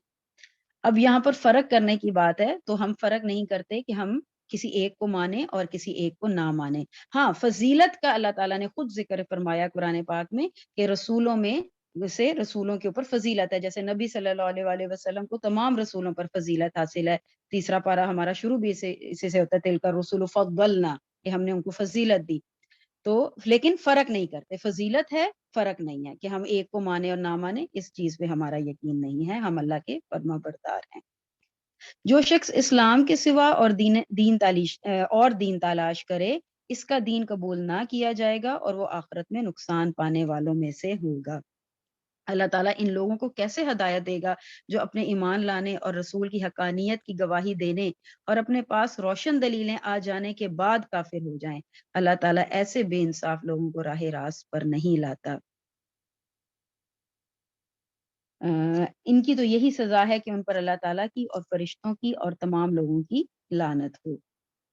جس میں یہ ہمیشہ پڑے رہیں گے، نہ تو ان سے عذاب ہلکا کیا جائے گا اور نہ انہیں مہلت دی جائے گی، مگر جو لوگ اس کے بعد توبہ اور اصلاح کر لیں تو بے شک اللہ تعالیٰ بخشنے والا اور مہربان ہے۔ جیسے کہ کچھ لوگ جیسے دلوں میں پتا تھا کہ حضور صلی اللہ علیہ وآلہ وسلم کو پہچان چکے تھے یہود کے جو علماء تھے، لیکن پھر بھی انہوں نے کفر کیا، اور کچھ ایسے لوگ بھی تھے کہ جنہوں نے تھوڑا سا پہلے مانا کہ یہ تو وہی باتیں ہیں جو ہماری کتاب میں لکھی ہوئی ہیں، لیکن پھر بعد میں کفر کی طرف چلے گئے، تو اللہ تعالیٰ فرماتے ہیں کہ ان پر لعنت ہے۔ لیکن اگر کوئی توبہ کر لے اور اصلاح کر لے تو اللہ تعالیٰ بخشنے والا اور مہربان ہے۔ اس میں مرتد کے بارے میں بھی ذکر ہے، یہود سے تو ہے ہی ہے خطاب، لیکن مرتد کے بارے میں بھی ہے کہ جو مرتد ہونے کے بعد توبہ کی توفیق سے محروم رہے اور اس کا کفر پر انتقال ہو جائے تو وہ کافر ہے، لیکن اگر وہ توبہ کر لے مرنے سے پہلے، مرنے کے وقت کی توبہ قبول نہیں ہے، اگر اس سے پہلے توبہ کر لے تو پھر اس توبہ کا دروازہ تو ہر وقت ہی کھلا ہے۔ آیت نمبر 90، بے شک جو لوگ اپنے ایمان لانے کے بعد کفر کریں پھر کفر میں بڑھ جائیں ان کی توبہ ہرگز قبول نہ کی جائے گی، یہی لوگ گمراہ ہیں۔ یعنی کہ اس میں ہے کہ جو موت کے وقت جو توبہ ہو وہ قبول نہیں ہے۔ ہاں، جو لوگ کفر کریں اور مرتے دم تک کافر رہیں، ان میں سے کوئی اگر زمین بھر سونا دے گو فدیے میں ہی ہو تو بھی ہرگز قبول نہ کیا جائے گا، یہی لوگ ہیں جن کے لیے تکلیف دینے والا عذاب ہے اور جن کا کوئی مددگار نہیں۔ صدق اللہ العظیم۔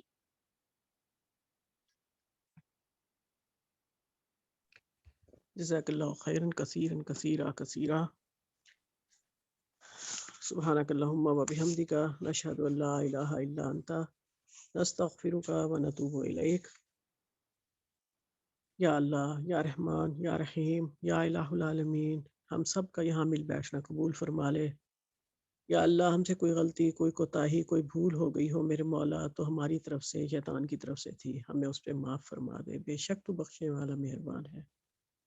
اور جو ہم نے اس سے اخذ کیا، جو حاصل کیا، تیری رحمت تھی، تیرا کرم تھا، تیرا فیض تھا، اس پر ہمیں ثابت قدم رکھنا۔